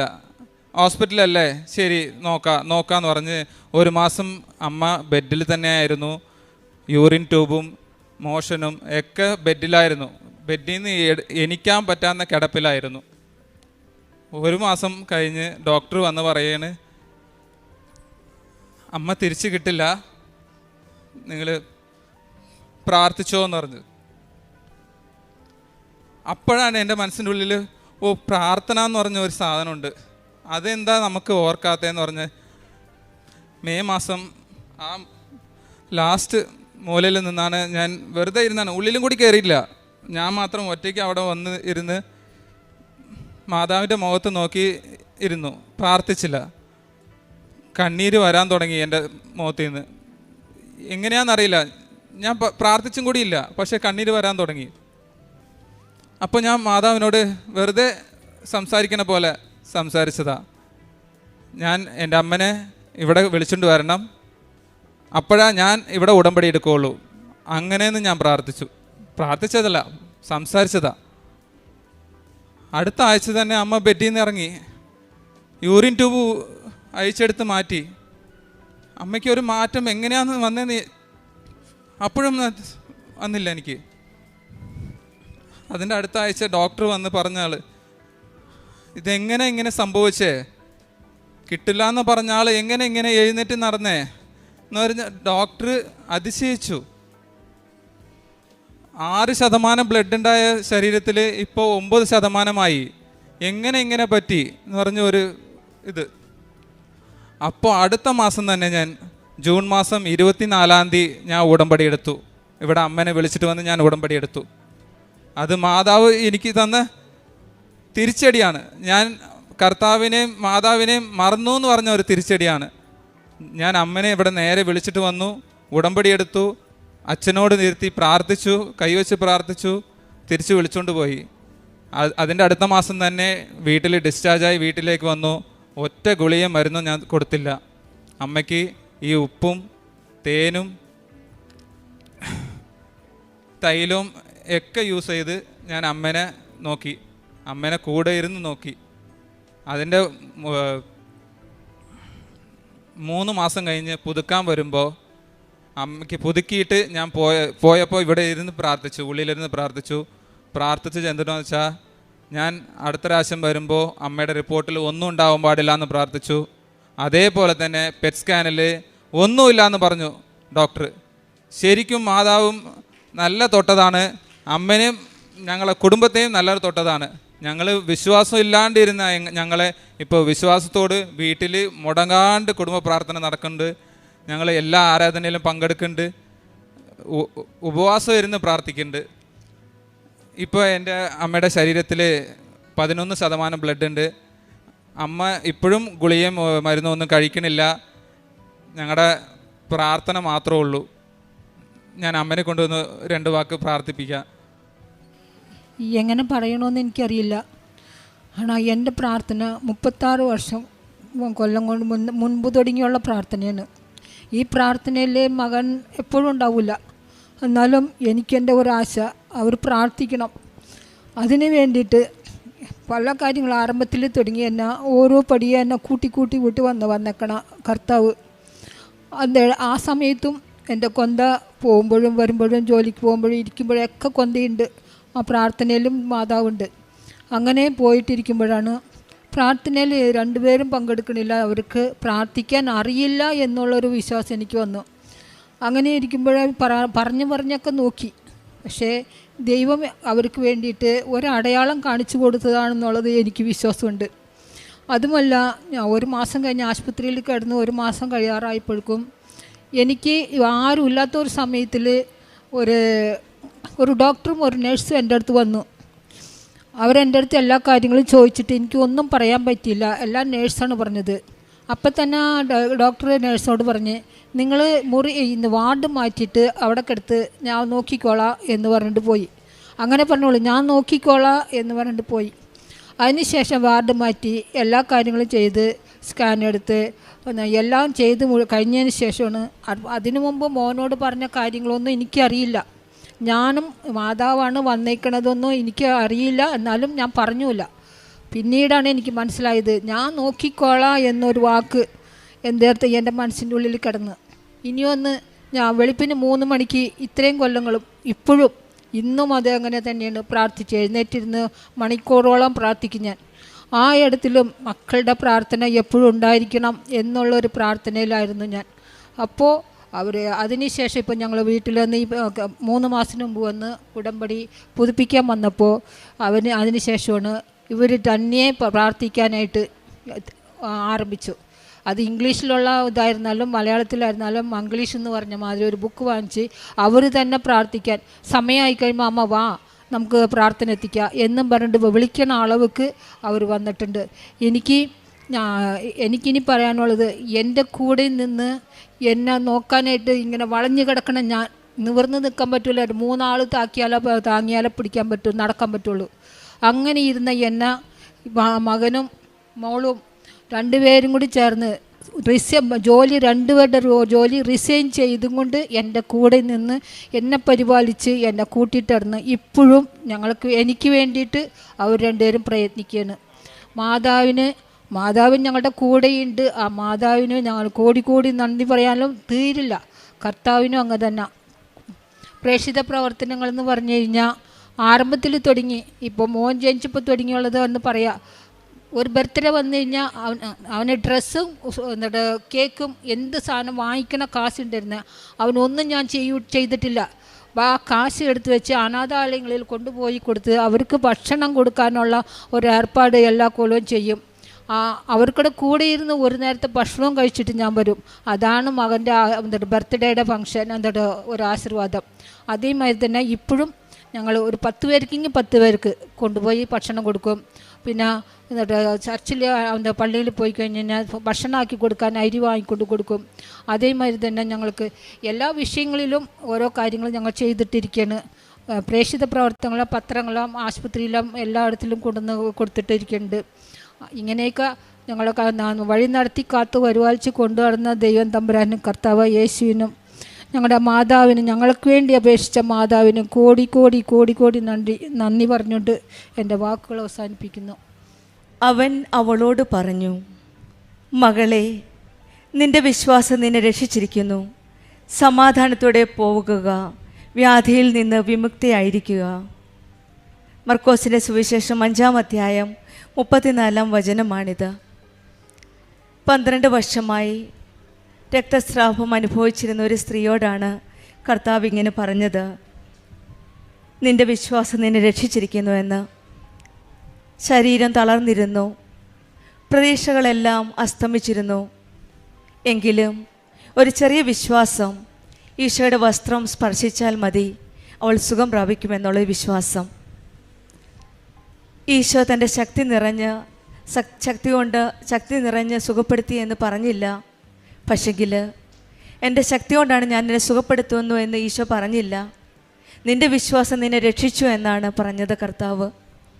പരിശുദ്ധ അമ്മ വിശ്വാസത്തിൻ്റെ ഒരു വലിയ സാക്ഷിയാണ്. അവൻ നിങ്ങളോട് പറയുന്നതെല്ലാം ചെയ്യുക എന്നാണ് പരിശുദ്ധമ്മ നമ്മളെ പഠിപ്പിച്ചത്. ഈ ആലയത്തിലെത്തുന്ന, ഈ സന്നിധിയിലെത്തുന്ന ഓരോരുത്തരോടും, ഉടമ്പടി എടുത്തുന്ന എല്ലാ മക്കളോടും പരിശുദ്ധ അമ്മയും ഇത് തന്നെയാണ് പറയുന്നത്. അവൻ പറയുന്നത് ചെയ്യുക. യേശുവിലേക്ക് നമ്മളെ വിശ്വാസത്തോടെ നയിക്കുന്നത് പരിശുദ്ധ അമ്മയാണ്. ദീർഘകാല രോഗങ്ങൾ, ആരോഗ്യ പ്രശ്നങ്ങൾ, എങ്ങനെയാണ് മുന്നോട്ട് പോകുന്നത് എന്നറിയാത്ത നിമിഷങ്ങളിൽ കർത്താവ് നമ്മളെ വിളിക്കുകയാണ്, മകളെ, മകനെ എന്ന്. വിശ്വാസത്തോടെ പ്രാർത്ഥിക്കുമ്പോൾ സന്തോഷത്തോടെ നമ്മൾ ഇവിടുന്ന് ഈ ആലയത്തിൽ നിന്ന് മടങ്ങുന്നു. കണ്ണുനീരോടെ വരുന്നവർ സമാധാനത്തോടെ ഇവിടുന്ന് ഈ ആലയത്തിൽ നിന്ന് ഇറങ്ങിപ്പോകുന്നു. അങ്ങനെയുള്ളൊരു വലിയൊരു സാക്ഷ്യമാണ് ആകാശ് അലക്സാണ്ടർ എന്ന മകൻ നമ്മളോട് സാക്ഷ്യപ്പെടുത്തിയത്. 3 മാസത്തോളം നീണ്ടിരുന്ന ബ്ലീഡിങ് ഒരു വലിയൊരു ഡേഞ്ചറസ് സിറ്റുവേഷനിലായിരുന്നു. അമ്മ ആരോടും പറഞ്ഞില്ല. ഉടമ്പടിയിലുണ്ടായിരുന്ന ഈ അമ്മ പിന്നീട് പെട്ടെന്ന് വീണ് പോയപ്പോഴാണ് മക്കൾ അറിഞ്ഞത്. പെട്ടെന്ന് ഹോസ്പിറ്റലിൽ പോയി. പിന്നീട് ഈ മകന് അധികം വിശ്വാസമൊന്നുമില്ലായിരുന്നു, പ്രാർത്ഥിക്കുമായിരുന്നു. ഒരു സാധാരണ ക്രിസ്ത്യാനിയുടെ ഒരു ജീവിതം, പെർഹാപ്സ് ഒരു പേര് മാത്രം. പിന്നീടാണ് അമ്മയ്ക്ക് ആ സ്ഥിതിയിലും പ്രാർത്ഥിക്കാനുള്ള മനസ്സ് വന്നില്ല. പക്ഷെങ്കിൽ എല്ലാ ട്രീറ്റ്മെൻറ്റ് അവസാനം ഡോക്ടർ ഒരു കാര്യം പറഞ്ഞു, അമ്മയെ കിട്ടാൻ സാധ്യത കുറവാണ്, പ്രാർത്ഥിച്ചോ എന്നൊരു വാക്ക് ഈ മകനെ കൂടുതലായിട്ട് ഒത്തിരി വേദനിപ്പിച്ചു. പ്രാർത്ഥിച്ചോ എന്നുള്ളൊരു ഒരു വാക്ക്, ഡോക്ടറിൻ്റെ ആ അവസാനത്തെ വാക്ക് കേട്ടാണ് ഈ മകന് കണ്ണുനീരോടെ ഈ മാതാവിൻ്റെ സന്നിധിയിലെത്തി. ഇവിടെയും ഈ മകൻ ആദ്യം വന്നപ്പോൾ പ്രാർത്ഥിക്കാൻ തോന്നിയില്ല. ഈ മകൻ പറഞ്ഞ, ഞാൻ പ്രാർത്ഥിച്ചില്ല, അമ്മയോട് സംസാരിച്ചതേ ഉള്ളൂ. ഈ സംസാരമാണ് പ്രാർത്ഥന. നമ്മുടെ മനസ്സിൽ നിന്ന്, നമ്മുടെ ഹൃദയത്തിൽ നിന്ന്, നമ്മുടെ സങ്കടത്തിൻ്റെ ആഴത്തിൽ നിന്ന് അമ്മയോട് പറയുന്നതാണ് പ്രാർത്ഥന. മകൻ പറയുന്നത് സംസാരിച്ചെന്നാണ്. ആ പ്രാർത്ഥനയാണ് പിന്നെ അമ്മ ഈശോയുടെ അരികിലേക്ക് കൊണ്ടുചെന്നത്. അമ്മയെ ഞാൻ വിളിച്ചുകൊണ്ട് വരാം, എൻ്റെ അമ്മയെ സുഖപ്പെടുത്തി ഈ ആലയത്തിൽ കൊണ്ടുവരണമെന്നാണ് ഈ മകൻ പരിശുദ്ധ അമ്മയോട്, പരിശുദ്ധ അമ്മ പ്രത്യക്ഷപ്പെട്ട ഈ സന്നിധിയിൽ വന്നിരുന്ന് കരഞ്ഞ് പ്രാർത്ഥിച്ച് സംസാരിച്ച് പോയത്. പിന്നീടാണ് അച്ഛനും ഈ മകന് തിരിച്ചു ചെന്നപ്പോൾ ഒരാഴ്ചക്കകം അമ്മയ്ക്ക് ഒരു നല്ലൊരു സുഖം പ്രാപ്തിയായി. ഹീമോഗ്ലോബിൻ 6 പിന്നീട് പെട്ടെന്നാണ് 9 പിന്നീട് ഇപ്പോഴും 11 ഇതൊക്കെ എത്ര പെട്ടെന്നാണ്. സമയ ചുരുക്കത്തിൻ്റെ അമ്മ നമ്മുടെ ഒരു വാക്കിനായിട്ടാണ് കാത്തിരിക്കുന്നത്. ഈ മകൻ തികഞ്ഞ മനസ്സോടെ മുഴുവൻ ഹൃദയത്തോടെ പ്രാർത്ഥിച്ചപ്പോൾ അമ്മ പെട്ടെന്നാണ് ഈ മകൻ്റെ കാര്യം എല്ലാം ഏറ്റെടുത്തത്. പിന്നെ ഉണ്ടായിരുന്നത് പെട്ടെന്നുള്ള സൗഖ്യമായിരുന്നു. നിൻ്റെ വിശ്വാസം നിന്നെ രക്ഷിച്ചു എന്ന് പറഞ്ഞ കർത്താവ് ഈ മകളുടെ ആസ്തിയിലാണ് വിശ്വസിച്ചുറപ്പിച്ചത്. ഈ മകൾ ഉടമ്പടിയിൽ പ്രാർത്ഥിച്ചിരുന്നു. ആ മകൾക്ക് നല്ലൊരു ആസ്തിയുണ്ട്. വളരെ പ്രാർത്ഥനയുടെയും ത്യാഗപൂർണമായ ജീവിതത്തിൻ്റെയും ഉടമ്പടി ജീവിതത്തിൻ്റെ ഒരു ആസ്തിയുണ്ട്. ആ ആസ്തിയിലാണ് ഈശോ ഈ മകളോട് പറഞ്ഞത്, നിൻ്റെ വിശ്വാസം നിന്നെ രക്ഷിച്ചിരിക്കുന്നുവെന്ന്.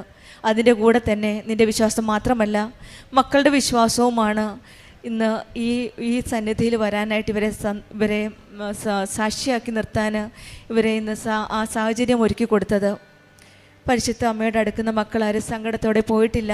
കണ്ണുനീരോടെ വരുന്നവരെ ഒരു കരങ്ങൾ പിടിച്ച് മുന്നോട്ട് നയിക്കുന്ന അമ്മയാണ് നമ്മുടെ കൂടെയുള്ളത്. ഉടമ്പടി മക്കൾ ഒരു നല്ല ഹൃദയത്തോടെ പ്രാർത്ഥിക്കാൻ മാത്രം ചെയ്താൽ മതി. ഈ പിന്നീട് പറഞ്ഞത് ഉടമ്പടി വസ്തുക്കൾ മാത്രം ഉപയോഗിച്ചു എന്നാണ്. മരുന്നുകളെല്ലാം നിർത്തി. ഉടമ്പടി വസ്തുക്കൾ, ഈ മകൻ വന്നത് ഒരു നല്ല വിശ്വാസത്തോടെയാണ്. സമയമെടുത്തെങ്കിലും മകൻ വിശ്വാസത്തോടെ വന്നപ്പോൾ നല്ലൊരു ഉറച്ച വിശ്വാസത്തോടെയാണ് വന്നത്. ഉടമ്പടി എടുത്തതിന് ശേഷം ഉടമ്പടി വസ്തുക്കൾ മാത്രം ഉപയോഗിച്ചു ഈ അമ്മയ്ക്ക് വേണ്ടിയിട്ട്. പിന്നീടാണ് HB നോർമലായിട്ട് 11 അത് വളരെ പെട്ടെന്നായിരുന്നു.